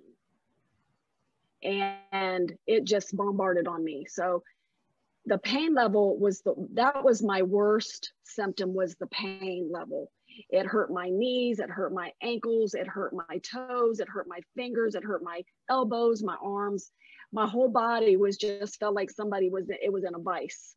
So there's no level of the pain that I have been in it. But I mean, I think I'm pretty strong because I still had to get up every day, but it was excruciating. So bad. So bad. Welcome back. Okay. Thank you. And like I said, I get up every day. I get up at about 5:30 and I'm popping out of bed and I'm running downstairs. And I didn't even want, because we're getting ready to build a house, I didn't want to build a house with 2 stories. We're going to have our next guest, and here to talk to us today about multiple sclerosis is Deborah. MS is currently classified as an autoimmune disease of the central nervous system, the brain, the spinal cord, and the optic nerves. This type of disease attacks the myelin and the protective covering of the nerves, causing inflammation and often damaging the myelin, as you can see here, healthy myelin, and here demyelination is here. You can see how it's destroying the myelin sheath there. So if the damage to the myelin is slight, nerve impulses travel with minor interruptions. However, if damage is substantial and if scar tissue replaces the myelin, nerve impulses may be completely disrupted and the nerve fibers themselves can be damaged. So here to tell us about her results is Deborah. Hello, welcome to the call. Hi, so I don't know quite where you want me to start with this. So, because I've never really spoken about my condition publicly before. Well, you can just start with so, you started with, 1 to 2 drops, right? Twice a day. Yeah, I did. And I was diagnosed relatively recently in the scheme of things at the end of 2016. But before then, I knew that something wasn't right, and I had actually been diagnosed with osteoarthritis, and I sort of put my walking and my unease of walking and my kind of lack of coordination down to osteoarthritis, because I'd had MRIs and that's what it had shown. And then I thought, no, this it doesn't feel right. And a friend of mine who's a nurse looked at me and she said, I know plenty of people with osteoarthritis and they don't walk like you do. I think you need to go and see a neurologist. So I went to see a neurologist and I was diagnosed with MS after a series of different MRIs and tests where they wired up my brain and my feet and did lots of sort of electrical circuit tests. And so that was a big shock because I didn't know what it would mean. And I think the shock of the diagnosis sent me into a bit of a spin. And as a result, I had what I now understand was a big sort of MS attack, and I couldn't walk. And it ended up with me basically falling flat on the ground and basically waiting until some paramedics came and picked me up and put me back on my feet because I didn't even have the strength to get back up again. So over the period of a year, I started to be able to walk again, and it was quite devastating. Obviously, just imagine that you can't walk, and you could walk before, and then you can't. It was devastating. And I was on crutches, and I was saying to Sandy, I could sort of manage to get to the kettle to make a cup of tea, but once you've made a cup of tea, then what? You have to take it somewhere, and if you're on crutches, you can't really carry a mug or anything. And at the time, my partner was working away from home, so we'd leave on a Monday and come back on a Friday night, and I was so literally on my own with two very exuberant deerhounds, and trying to run a business, and it was really difficult. But fast forward to taking the clean slate, over the years, people have had suggested lots of different natural therapies to me. So when my friend Marina said, "Oh, I've got something that was going to help," I took it with good grace, because I knew she meant well. But I thought, oh, well, I wonder what this is going to bring. Because my experience is I'd had a few things that had helped: healing and raw food, and I'm a raw food chef, so that was handy. I did a green juice fast, which was very sort of cleansing, and I did that for 3 months, and that was hard: wheatgrass and green juice. So Marina said, "Look, I'm so convinced about this that it's going to help you. I'm going to send you a bottle." And I thought, okay, I'll give it a go. And so I took 1 drop in the morning and 1 at night, and this was started mid-September. And then I said, well, how do I take it? What do I do? And to be quite honest, I still don't know what it is I am taking. I mean, I've looked at the product, but I've just sort of been doing what she's told me to do. So I took it in the morning, and I increased by 1 drop a day up to 10 drops. And so that's where I've stayed. So currently I'm doing 10 drops in the morning and 10 in the evening. And she kept texting me saying, "How are you getting on? How are you getting on?" Well, I started taking it probably about 2 weeks after one of my dogs passed away. So I wasn't in the best state. I literally just sort of got on the couch and pulled the duvet over me, and I wasn't wanting to engage with anything in the world. So I wasn't really in touch with how I was feeling, and I was probably feeling worse than I would have done normally anyway. So I kept saying, well, I think there's a bit of a difference, but I don't really know. She said, keep taking it, keep taking it. So I kept taking it. And then after a couple of weeks, I thought, oh, no, I'm feeling like a bit like my old self again. But the thing is, with any sort of condition you're diagnosed with, you sort of forget what your old self was. And I felt that I just had a new normal, and actually coming to terms with a new normal is really difficult. And so if you're very active before, and then you can't be active, and you've got to sort of redefine your life around this new sort of set of parameters of what you can and can't do, it was really tough. So I have noticed that I'm walking a lot better now, and after probably about a month, I said to her, no, I think this is making a difference. And I said, what's this other product they've got on the website? So I had a look at that, and I said, oh, is it going to help with brain fog? Yeah, okay, well, I get a lot of that. So I started taking the Zero. So I've been taking 1 in the morning and 1 in the evening, and it's made a massive difference. So one of the things about MS, I mean, everyone's MS is different. Everyone experiences it differently, even though there's a broad set of symptoms. So if you had 100 people with MS in the room, they would all have similar symptoms, but it manifests differently in every person. So brain fog was a big one for me, and having, running a business, holding lots of different bits of information in my head, holding lots of different conversations in my head, and having lots of different ideas, I just couldn't do it. And I was having to develop strategies to remember things, like writing everything down in a way that I'd never had to do that before.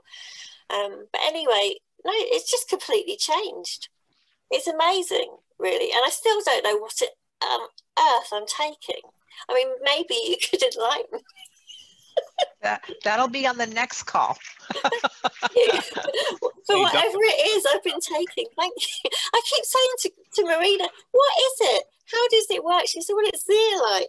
And she said, it works a bit like it's a sort of a cage and it takes the heavy metals. And I thought, I didn't even know that MS could be as a result of heavy metals. I mean, you know, and this is, so that's the bit that I can't quite get my head around, because my neurologist, I mean, when I went to see my neurologist, and I've seen him quite frequently, you know, he said, oh, we're going to put you on this, they wanted to put me on a monthly infusion of something toxic. And I said, no, thank you.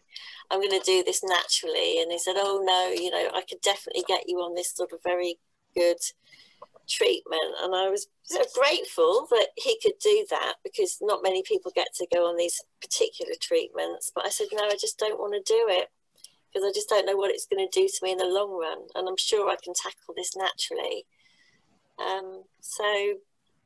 So I'm at a stage now where I'm tackling this through gut health and clean slate. And I'm walking and I'm able to stand up and run classes, obviously not physically because we're in a pandemic, but I'm doing them now. I'm doing master classes from my kitchen online. And I wow. Yeah, I would never have done that before. I wouldn't have had the confidence, because the thing about MS is it just shakes the very core of you, you know, so it just really shook my confidence as much as anything else. So I didn't really want to stand in front of anyone. It was different when I was running classes, because I could sort of sit on a stool and people who came to the classes, I could tell them, look, I've got MS, so I'm going to need you to get up the ladders to get the ingredients. But no, it's completely changed. So the new normal is more exceptional than normal, because my question for you is, given our state of environment, who wants to be normal anymore? Well, yeah. I mean, I must admit, with this lockdown, I did have a bit of a head start on that, because I knew what it was like to be locked down for a year. Yeah. But now it is remarkable. Well, and that's the fun part, is we don't even have to tell you what's in it. It just works. So, I'm really curious as to how MS is caused by heavy metal poisoning. I think we had a YouTube on that. There was a Tuesday with Dory on that. I think we might have to pull that up. If you haven't been on the YouTube channel. No, I haven't. Yeah, so go on YouTube and just type in The Root Brand.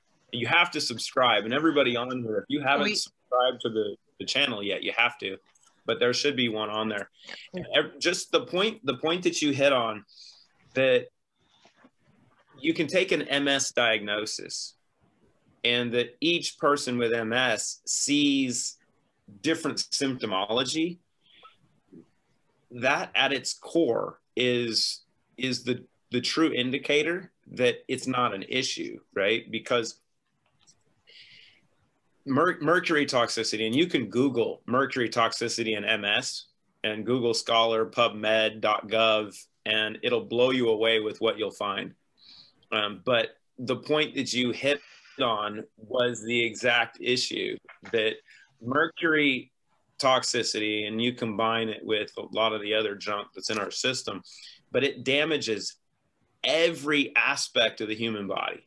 But it's a neurotoxin, so it's going to cause disruptions in your central nervous system, your peripheral nerves on all the way up, as well as your brain and primary neurological system. But the way that those issues manifest, the way that they show up, is different in every person, because every one of us here, we're all mercury toxic. I mean, I just went to the dentist yesterday because I have my chipped tooth that is my bane of my existence. And I was having the conversation with my dentist, who he's knighted. He's one of the top aesthetic dentists here in the United States.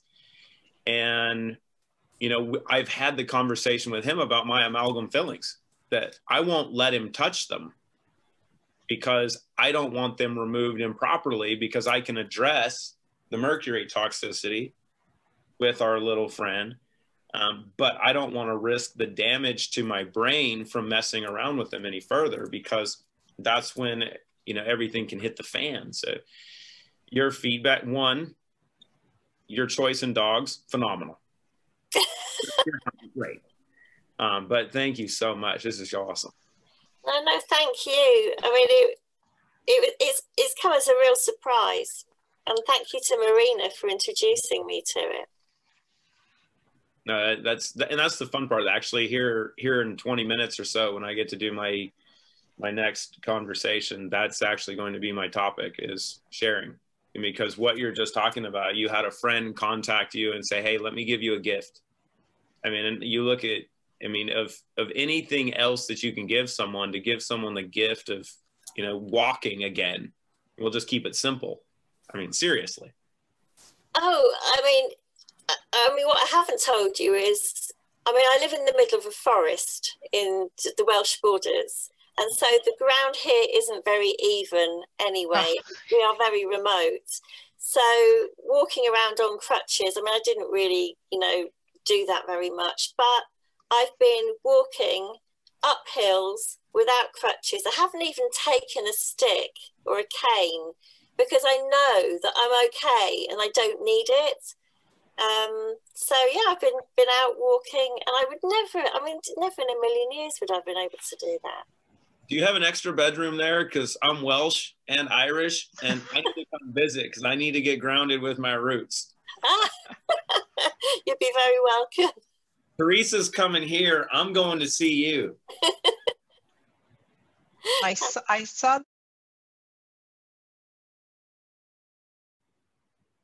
Yes, thank you. I was diagnosed with chronic fatigue syndrome in 2013, and it was, interestingly, it was very shortly after I'd had some of my teeth removed, and those teeth had, I suspect, had some amalgam fillings in them. And I actually asked this question before starting with Clean Slate, and I think it was Clayton who identified that that was probably the cause of my chronic fatigue syndrome starting. Prior to that, I had already had adrenal fatigue for, gosh, probably 15 years or so. But it really got very serious in 2013 when I actually got a formal diagnosis of chronic fatigue syndrome. And it was so bad that I had to sell my business. I couldn't carry on with the business anymore. I was really virtually, excuse me, virtually bedridden. I would do an hour of gardening and then have to be in bed for 6 hours, and then couldn't do anything really much for the next week or so. So it was really quite bad. And when I had to sell my business, that was like a wake-up call. I thought there's something wrong here. So I went to the doctor, just got the usual sort of brush-offs from them. There's nothing we can do for you. All your blood tests are normal. There's nothing we can do until you have blood tests that show something. And of course, the blood tests were always normal. And I have had hundreds of blood tests, and it's every month or every 2 months, it's a different thing. It might be this, it might be that, and so on and so on. It carried on. But basically, things were just getting worse and worse until eventually I decided that I wasn't getting any help from the medical profession. I'd have to take control of this myself and kind of start healing myself. So I set about changing my diet and doing the usual kind of thing, you know, taking lots of supplements, and I take an awful lot of supplements. I got to the point where I just had that last 10 or 15% of wellness that I couldn't achieve. You know, I'd got so far and I got myself back into full-time work, but I still had that last bit of struggle. I still wasn't 100% well. And I actually had to ask them at work, I had to negotiate a change of working hours because I wasn't coping very well with the early mornings and, you know, long hours and not taking enough breaks and so on. So I negotiated a later start in the morning. But but you know, and then Sandy said to me, he'd been on Clean Slate for I think a couple or 3 months, and he started talking to me about it and telling me about the amazing results he was having. And one thing that really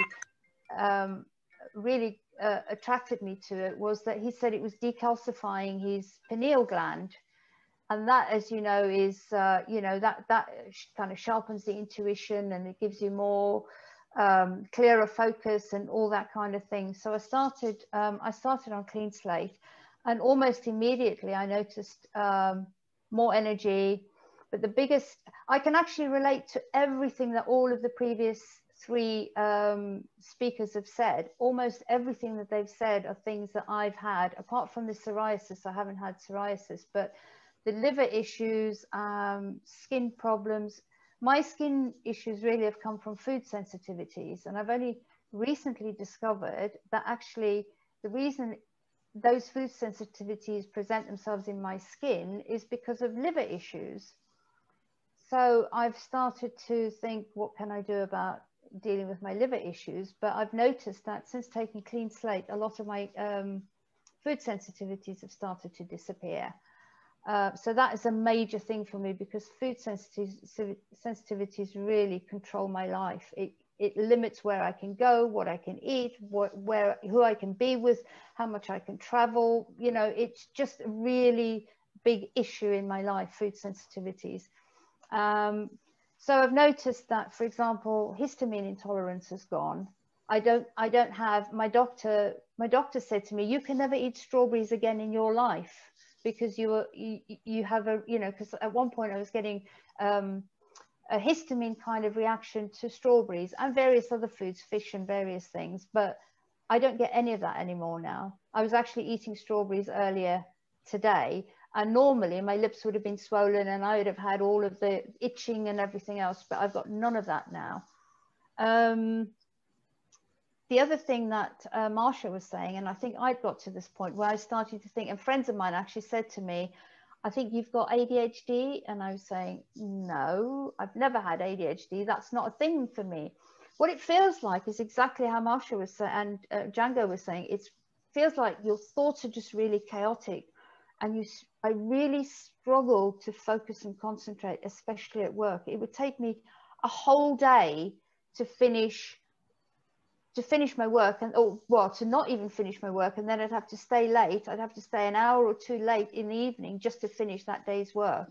And now, like today, I finished all my work by 4:30, and I was ready. I started getting ready for this meeting and started thinking, you know, getting my notes ready and everything, because all my work was done. But it used to feel like, I used to describe it like ants, having ants in my head, ants going all over the place. It's like signals firing off in all different directions. And all of that is now completely gone. So I have a much more calm and focused way of dealing with things. So I'm not getting so anxious and stressed and panicky about things. People used to say to me, you're so highly strung. And I'd say, well, that's because of the way my brain works, you know. And now it's like the ants have gone. It's the best way I can describe it, is the ants nest in my head with ants going all over the place. They've all gone. Another thing that was mentioned, I think in Dory's slide, was about eyesight. Now, I know I'm still wearing my glasses today, but I got to the stage where I was like this on the screen. It was like my lenses were fogged up the whole time. There was no clear, no matter how much I cleaned the lenses, I still couldn't see clearly, and it was getting worse.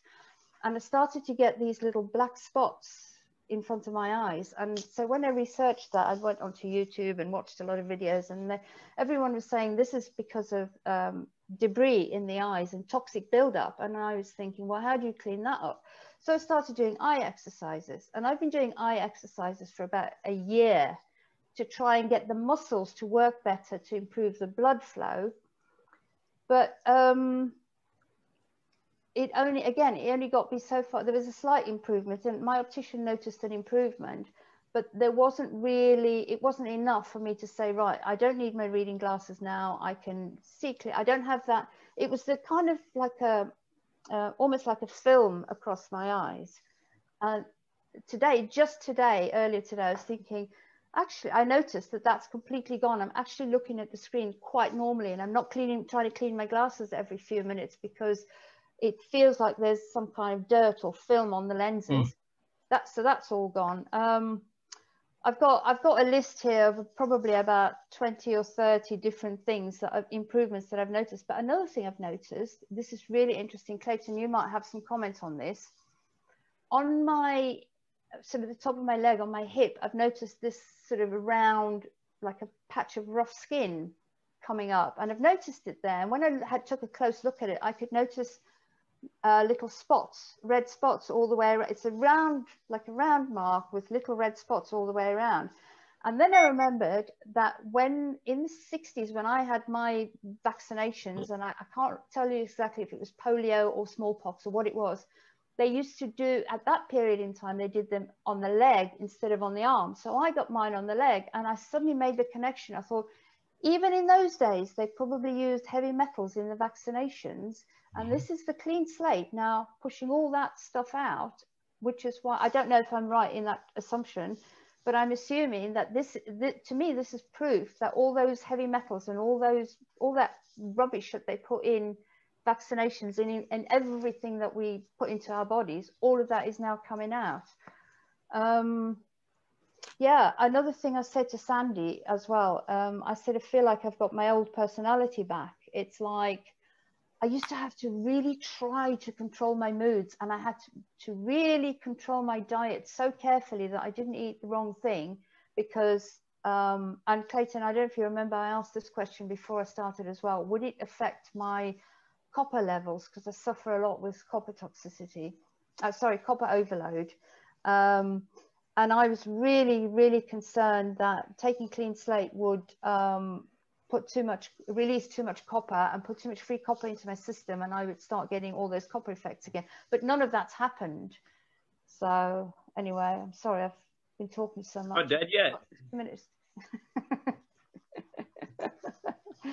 No, I'm not. The thing that I was most concerned about was that my copper levels would be disturbed, but that hasn't happened. So I really, honestly, I'm so happy. I'm so happy with the progress I've made. All these different things, little niggly, my knee pain has gone.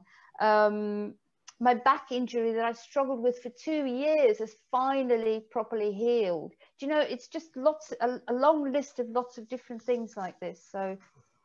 But the eyesight improvement that I noticed today, that's been really major. And the biggest thing for me was focus and concentration at work, so that I can actually do my work during the day and finish in time, and I don't have to stay late to finish because it was so difficult for me to concentrate on what I was doing during the day.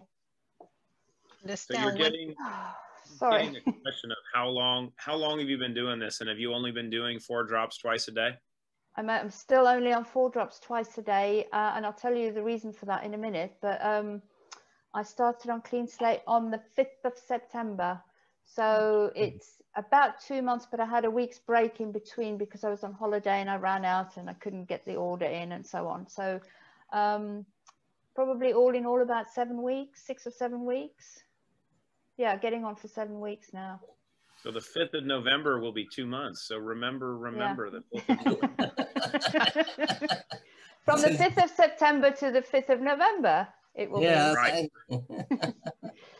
So yeah, I mean, it's just, I honestly, I'm hoping, you know, like Mark with all his bottles and lotions and potions, I've got a whole box full of supplements and things I take. And I'm hoping eventually I'll be able to ditch at least half of those, if not more. You know, if this, especially with my liver thing, because a lot of my issues seem to be related to the liver. And I was so happy to hear what Tommy said earlier about, you know, about the improvement in his liver, because that's the one thing because that will help with my food sensitivities. Another thing that's gone, that's a really major issue for people with chronic fatigue syndrome, is multiple chemical sensitivity. It's called MCS. Dory, you probably heard of that. MCS, it's quite common, but I've noticed that I haven't had any MCS for probably a couple of weeks now. So would you equate that not to multiple chemical sensitivities, but do you think you could equate it to just a toxic overload? And your Yeah, body can't handle anymore, and you're in chaos. definitely. And you become so, because you've got so many toxins in you, you become hypersensitive to any toxin in the environment. So, for example, I couldn't sit on a bus or a train near somebody who was wearing strong perfume. And now, just recently, when I've been on the tram, it just hasn't bothered me. And I've been known sometimes to get up and move to a different part of the train or the tram if somebody's got strong perfume on, because that chemical that chemical smell is just too overpowering, and it actually causes me to feel physically nauseous. But I'm fine with that now. You know, I haven't noticed any of that recently. So I've got a couple things I wanted to ask you about. One, the hip aspect is, yes, is your body pushing stuff out? And it's the fun part with Clean Slate, with how Clean Slate works as a mechanism, but also how it allows the body to start doing what it wants to do. And I had some information or an experience with that with one of my closest friends. We've been friends since kindergarten and preschool. But he had contracted poison oak many years ago. And a few years ago, he was on a flight, and because of the air travel, which is a whole other conversation we'll get into at some point, because we're starting to do some really cool stuff with some from people that work in the airline issue that have been poisoned. But so he took about 30 drops before he got on the plane. And then when he landed, he noticed that he had a rash on his leg. And he called and is like, am I having an allergy to using this? I'm like, no, it doesn't cause allergies. What do you have? And he started to explain it just like you were talking about. And then he realized that the exact same location and the exact same look was what he had when he contracted poison oak from going for a walk in the woods. And when he had gone to the doctor, he went to the emergency room to get treatment for him. They told him there was nothing they could do, and he just needed to let it go away. Well, all of those biotoxins seeped into his skin where they were stored there, and as the body pushed it back out, he had the same response again as it cleared. Yeah. So it's quite interesting to see those function. The other thing is you love strawberries, right? Yes. The Environmental Working Group has them as part of their Dirty Dozen. They are one of the most toxic fruits because of even with organic fruits. And it's the hard part, right? Is we find some things that we really like, and they start adding to our body burden. But now, and it's like, for me, there are foods I love that I know are horrible for me. But it's like you talked about, if you know what your body's going to do with them, you can accept it. And you say, okay, if I do this, I'm going to get this outcome, but I can clean up some of the mess. And yeah, so congratulations on the short journey so far. Here's a question for you. Okay. So it's you've had this list of experiences so far. How many bottles have you used? I'm on my second one, and I'm not even halfway through the second one yet. And Mark I've got. Is going, come on, man. That's my list of all the things I wrote down. I was going to talk about all of them, but I don't think you guys want to stay here for another hour with me.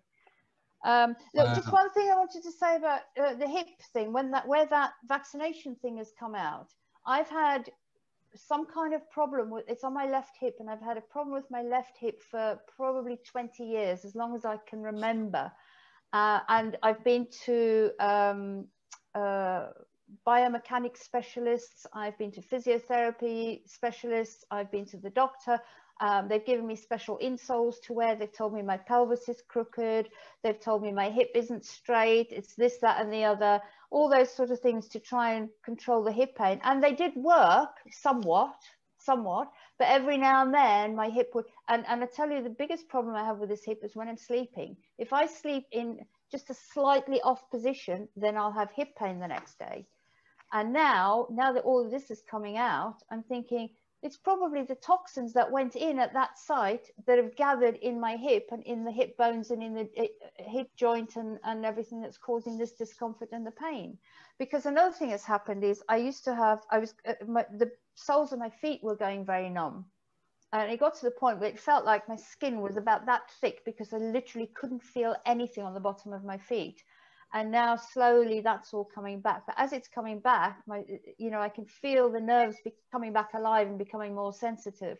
So I'm thinking that's probably hopefully what's going to be happening with my hip.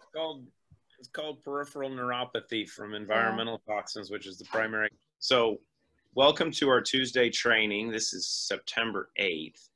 And this is probably going to be one of my most exciting conversations, because for Will, has this been 5 years?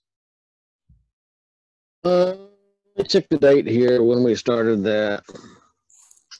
I think we're going on like 5 years. Yeah, it's been there. Yeah. So one of the things we get to talk about in the community is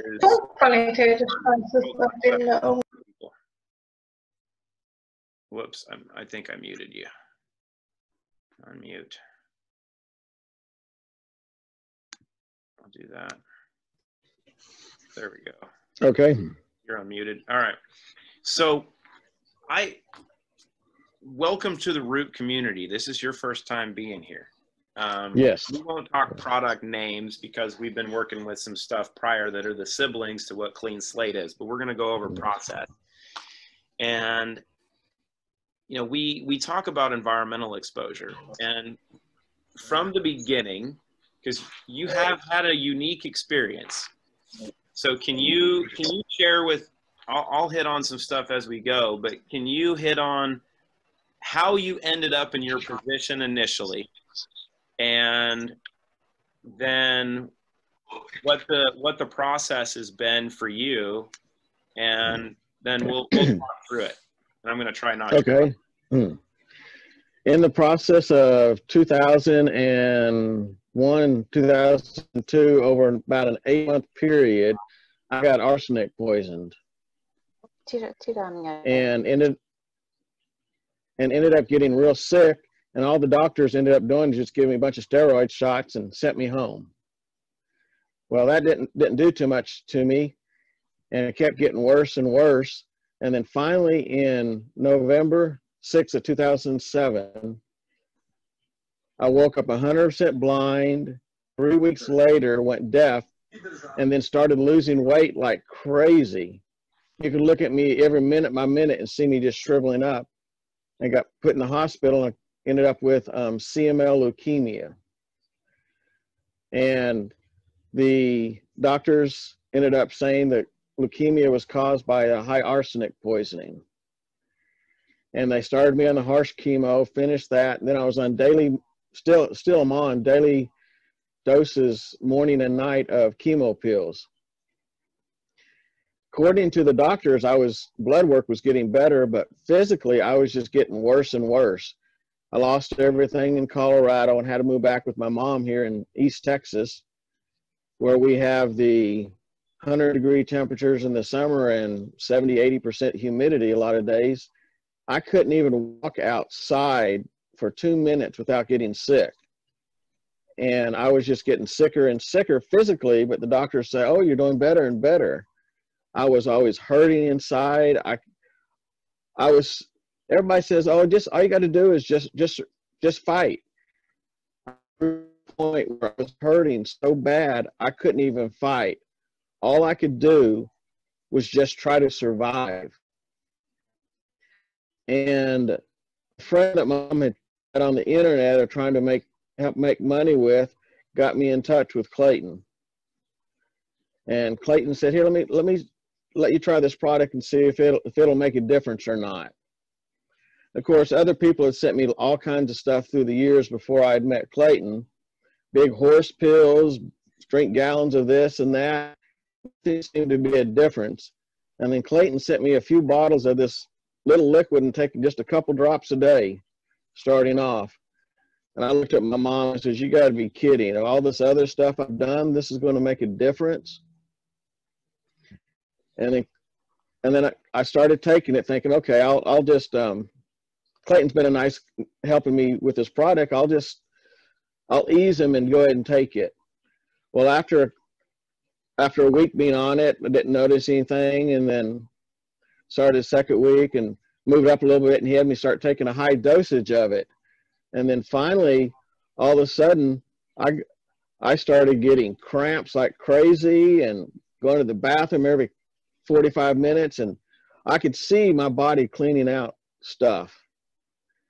And then we were 4 months after I started this, I ended up we were going to go to a family reunion that at first we weren't going to go to. And then ended up where in that 4-month period, I felt so much better on it that I could even go outside for about a half hour and pick up sticks and just do a little yard work. I couldn't even do 5 minutes ahead of time. And then that family reunion is coming up, and I thought, well, I'm going to have to work real hard to try to do enough cleanup, because every day I would get out there and do like 2 minutes, 5 minutes, 10 minutes. I didn't realize how long it had gotten. And then we had about a day and a half before the family reunion. I got outside in the early morning and said, okay, before the July heat hits, I'm going to get out there and do everything I can. I got to bed early the night before. I worked outside for almost 4 hours. Came inside, just thought I was going to die. But to me, I was happy just being able to do 4 hours worth. Mom fixed me dinner because I couldn't even eat, hardly fix anything. I was so tired. Took about an hour, hour and a half nap. Got up, looked at my mom and said, I feel like I'm good enough to go outside and work some more. And I haven't been able to do anything at this point in almost 10 years. So this product has really changed my life. So it's a couple questions, because like you mentioned, and I'd love for you to touch on how you were arsenic poisoned. But okay, you're not wearing glasses, and you don't have anything in your ears to help you hear other than earbuds. So earbuds. Why is your vision better? Cleaning out the detox, cleaning out. It's helping me. I still have to have them to read close up, but you're not blind anymore. You were clinically. I know. I was 100%. I was classified as clinically blind. Yes, I was. To be legally blind, you're at 2200, and my right eye, my left eye now I'm at 2070, and that's my left eye. My right eye, I'm still legally blind in my right eye, but my left eye I am not.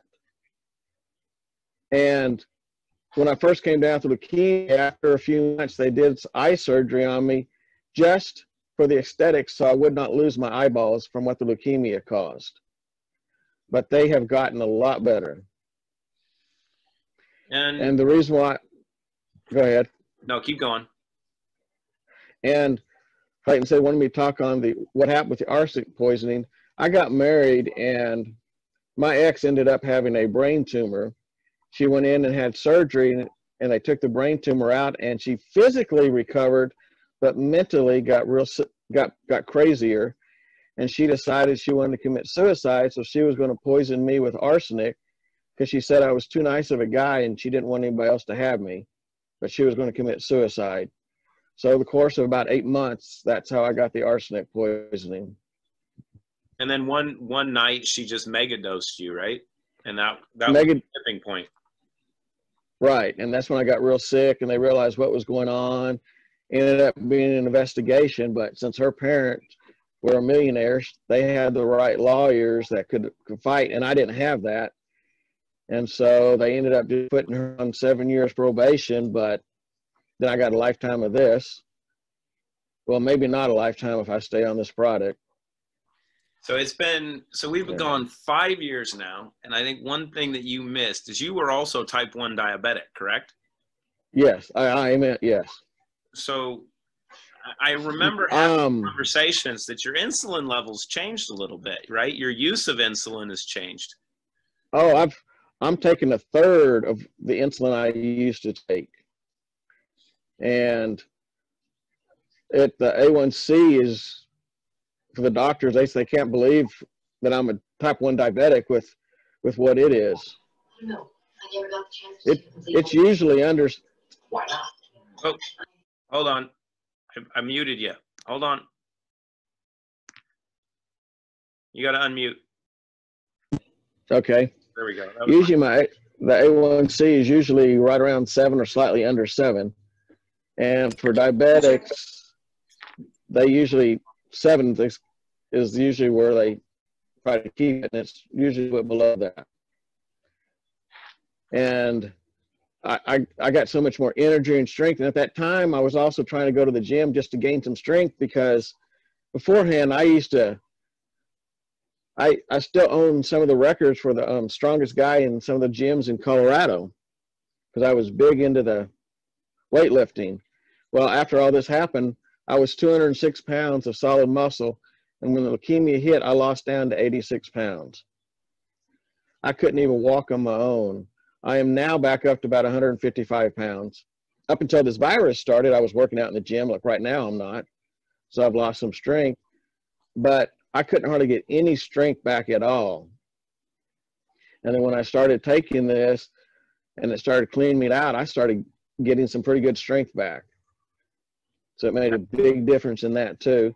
And I texted Clayton the other day and told him my allergies now, I used to have big allergies, have to take Benadryl all the time. When I was a kid, if I ever got stung by a wasp, I mean, you had them rush me to the hospital.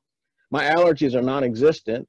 And I was helping work and building a little goat pen 2 weeks ago, and I got 7 hornet stings around my ankle, and I didn't have to go to the hospital once, and didn't really do too much. I didn't really have any reaction except just slight swelling. Before, I would have been to the hospital and probably spent a couple days in there. Whatever notes do you have, since, I mean, you're one of the examples. I talk about my experience for the last 15, 16 years, but everybody gets tired of listening to me. So with your experience, because everyone here that's watching this live or that will be watching this has not had the opportunity to use Clean Slate for an extended period of time, more than a couple months right now. So for your experience, you'd tell me about your mom, because this was one of the fun conversations that we had, right? Because after a month or so of when we first started, we started to have conversations about what your improvements were, and then you asked about your mom. Sure. She could use some. So talk about her a little bit, what her issues were, and then what you guys have found for her. My dad passed away in 2000. So right when he passed away, my mom was teaching school. And of course, they tried to get everybody to take the flu shot. They've been brainwashed. Anyway, so my mom thinking, oh, my dad's passed away. She's alone. Who's going to take care of her? Because I'm living in the mountains of Colorado. So she ended up taking the flu shot. She had a reaction to the flu shot that took over a year to recover.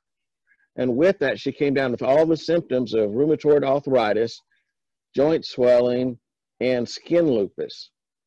But every time they did the blood work, it wasn't there. It doesn't show that that's what it was, but she had the butterfly breakouts and joint swelling. And the only thing then they finally correlated it to the flu shot. And she had constantly had problems with that. And as long as she's on this product, keeping her cleaned out, she couldn't go out in the sun more than like 30 seconds without getting spots breaking out on her. And when Clayton said she could start taking some of the product, now all the lupus butterflies on her skin have all gone away. She can go outside and do a little bit of workout in the heat and not have much problem. And the joints don't tend to affect her near like what they used to with that rheumatoid arthritis symptoms. Almost all of that's gone away. She only has a little bit of symptoms that show up if she spends too much time, like an hour, hour and a half outside. I think we all do, though. Yeah. To me, one of the greatest of the testimonies of what it did for me is we have about 2.5 acres out in the back pasture. And when I first got sick in Colorado and lost everything, I had to come back here, my mom had to sell the tractor so we can even eat to live for a little bit. And so that back pasture had gone almost 10, 12 years without even mowing it. Well, here in East Texas, when you get 100, 110 inches of rain in the first of the season, and the humidity, it grows like a jungle. I knew a couple of people that one of them had a 44 horsepower tractor and a 65 horsepower tractor, and they bush hog for a living, and they would not take the field down. They wouldn't do it. They said it's too overgrown. You're going to have to get it bulldozed. Well, and an old guy in the church heard about it, and he gave me his DR brush trimmer, 15 horsepower, walk behind bush hog, and I manually took down that field. Now, I didn't do it on 1 or 2 days. I'd get out there and work for an hour, hour and a half every day over the course of a good month, month and a half, and I took it all down. When I look out that back pasture, I think there's no way I could have done that without this product, because I couldn't even walk outside and carry 20 pounds. And then I manhandled that DR brush trimmer and took down the whole pasture. Now I can use the zero turn and just maintain it like it's nothing. I got to take a second because I can't get this grin off my face. Because I've, you know, as you know, we've waited to do this for a long time. So, because I wanted to get this story, but you know, for everybody that's here, what else would you say? And I'm going to let you go because I'm going to rant about this for a little bit for everybody else. What else would you give for insight, or if someone would say, hey, I'm thinking about trying this, would you recommend it? Oh, completely. I was hurting and doing so bad that I would say I would never have committed suicide, but I was doing so bad that I really did not even have the will to live. I was hurting so bad, and starting taking this product relieved all that pain and pressure inside. At times I could feel my organs vibrating and spasming, and I don't feel that anymore. I don't hurt inside anymore. I have energy. I want to get up and do things. It's not, no pun intended, willpower making me do it. It's because I want to do it. I can't even, like I've told Clayton before, I can't imagine feeling better. And Clayton says, you're not even there yet. And then the next time I talk to him, I'm like, I feel better. And he's like, you're not even there yet. I can't imagine. It's just incredible to me. The difference it's made in my life. I've got a handwritten testimony by a lady friend that works used to work where I work now. She, when I first started working, I was yellow, jaundice looking because all the chemo, and it's building up in my liver and stuff, causing all kinds of problems.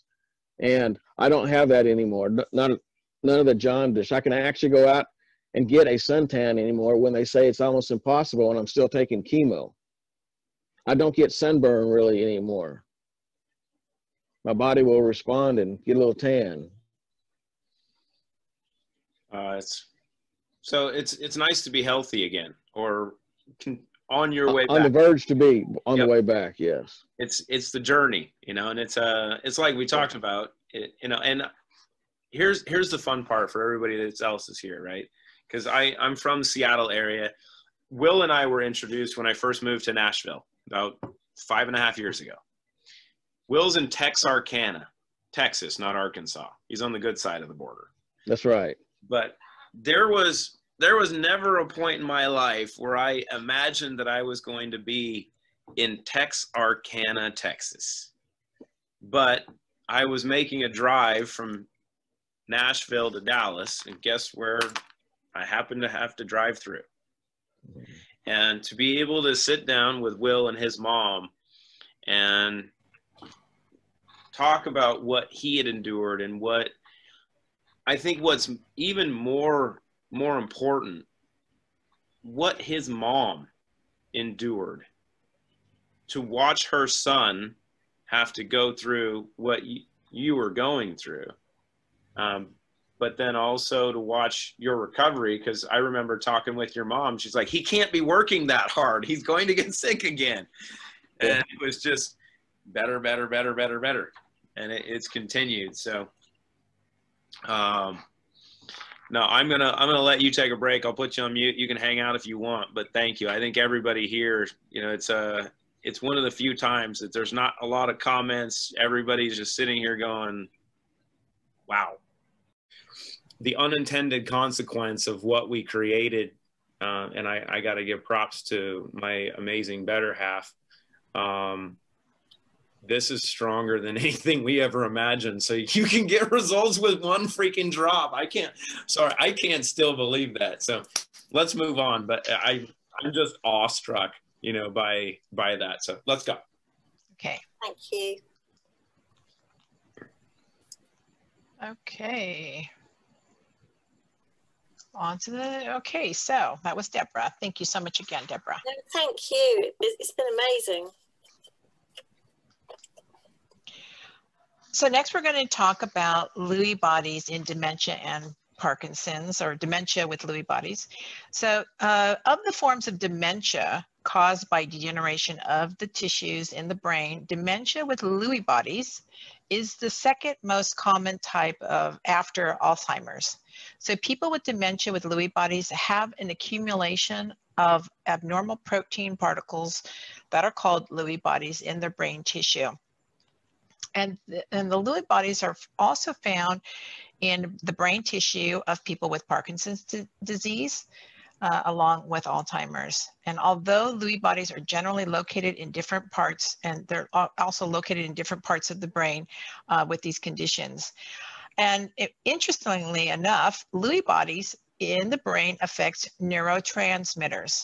And one type of neurotransmitter is dopamine, which helps transmit signals that cause muscle movement. And Lewy bodies interfere with the production of dopamine. So a lack of dopamine causes movement problems such as those seen in Parkinson's disease. So here to tell us about Lori's results is his daughter, Tracy. Tracy, are you there? Where is Tracy? Oh, there. Had to unmute her. There we go. Hey, sorry, I had to mute myself. I was coughing earlier. Hi, everybody. Wow, I don't even know where to start. Start from the beginning. Absolutely blown away by what's happening with my dad so far. We're on week 3 of being on the products, and so far, wow, he has been through so much. You know, started with trauma right from the age of 4 years old, was in boarding school by 4. His mum died when he was 5, was brought to the UK when he was 12. And so that meant he left his dad behind too. And so lots of trauma built up in my pops over the years. He worked and still works for years and years, no mask or anything like that. Has had so many surgeries, has done so many things to his body, had a motorbike accident where he went under a bus, has had lots of surgery there. In his lifetime, had 8 major surgeries. And the latest thing was Lewy body. And he got diagnosed with what I thought was cardiovascular dementia in 2018. And then he had a stroke last October, which affected his speech and his emotional aspect. And then they decided that he'd got Lewy body dementia. He was definitely got Parkinsonism, so his arms would shake a lot, his lip quivers, if he focuses on anything, his lip quivers. And since being on the products, we started off 1 drop clean slate. For 2 days was 1 drop. And then on day 3, we went up to 2 drops. And then I started to increase him just 1 drop at a time. By day 4, we noticed such a difference. This man couldn't walk by himself.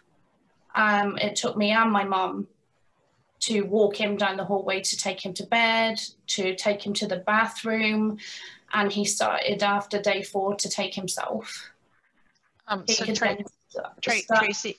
Tracy, can I just stop you for a minute? Because I have the 2 videos loaded up, like before you started with the clean slate, and then like after, and then you can talk about those. Because I think if people see, you know, the difference, because I think it's pretty amazing. So I'll go ahead and start this one here. This is taken before, right, you started the clean slate. Is that correct? Yeah, way before. Yeah, this is in March. March 2020, right? Okay. Yeah.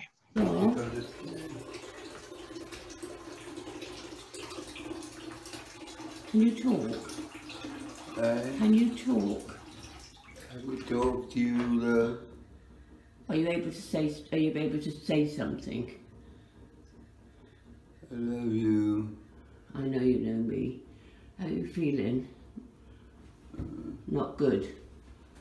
This is 2 weeks after Clean Slate and Zero In. Is that correct, Tracy? Yeah. Okay, here's the birthday boy today. Right, Dad, how are you feeling? I'm really good. You're feeling really good? Yeah? Yay, celebrating your birthday. How old are you today? 78, 79. That's it, 79 today.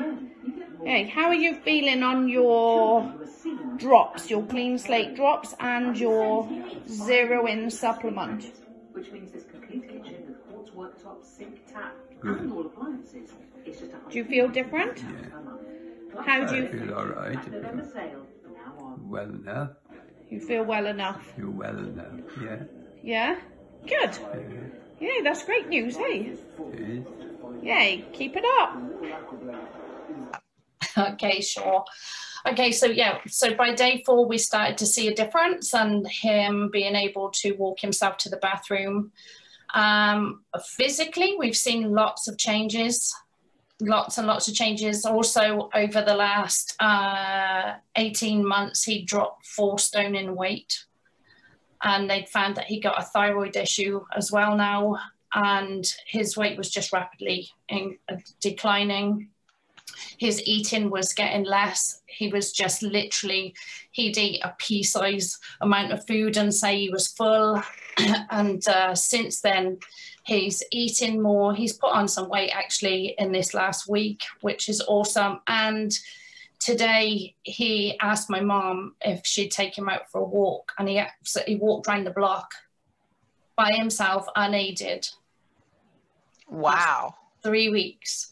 But what I was going to say was we did 10 days on Clean Slate only. But as soon as he took Zero In, wow, what a difference. So he's taken 2 Zero In as well now. And that dopamine, what a difference. That blows. He's so funny. My dad hates taking medication, and he's like a little bird. I walk in the room with Clean Slate, and he's got his mouth open before I even get to him. And he asked for his Zero In. And if you see the video, he's like, he said to me, "You made me cry." He said to me, "Thank you for never giving up, trying to find a way to help me." And to see that impact, to see the difference, and to see what's going on with just such a short space of time. I can't wait to see what happens over the next 3 months. We're talking 3 weeks, right? Yeah, we're only in week 3 now. Hold on while I go find a tissue. God bless it. I am. I can't. It's my personality to laugh. I try to find humor in everything, and I mean, my grandfather died from PSP, which is progressive supranuclear palsy, which is what Dudley Moore died from, which is a neurological condition that's caused by mercury, just different symptomology, kind of like Deb was talking about. And I watched my grandfather choke to death over time. And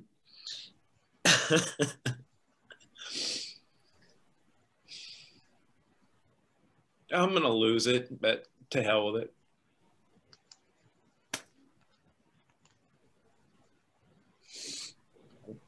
I'm not going to be able to talk in 10 minutes. To hear what you guys are talking about is what we live for. So thank you.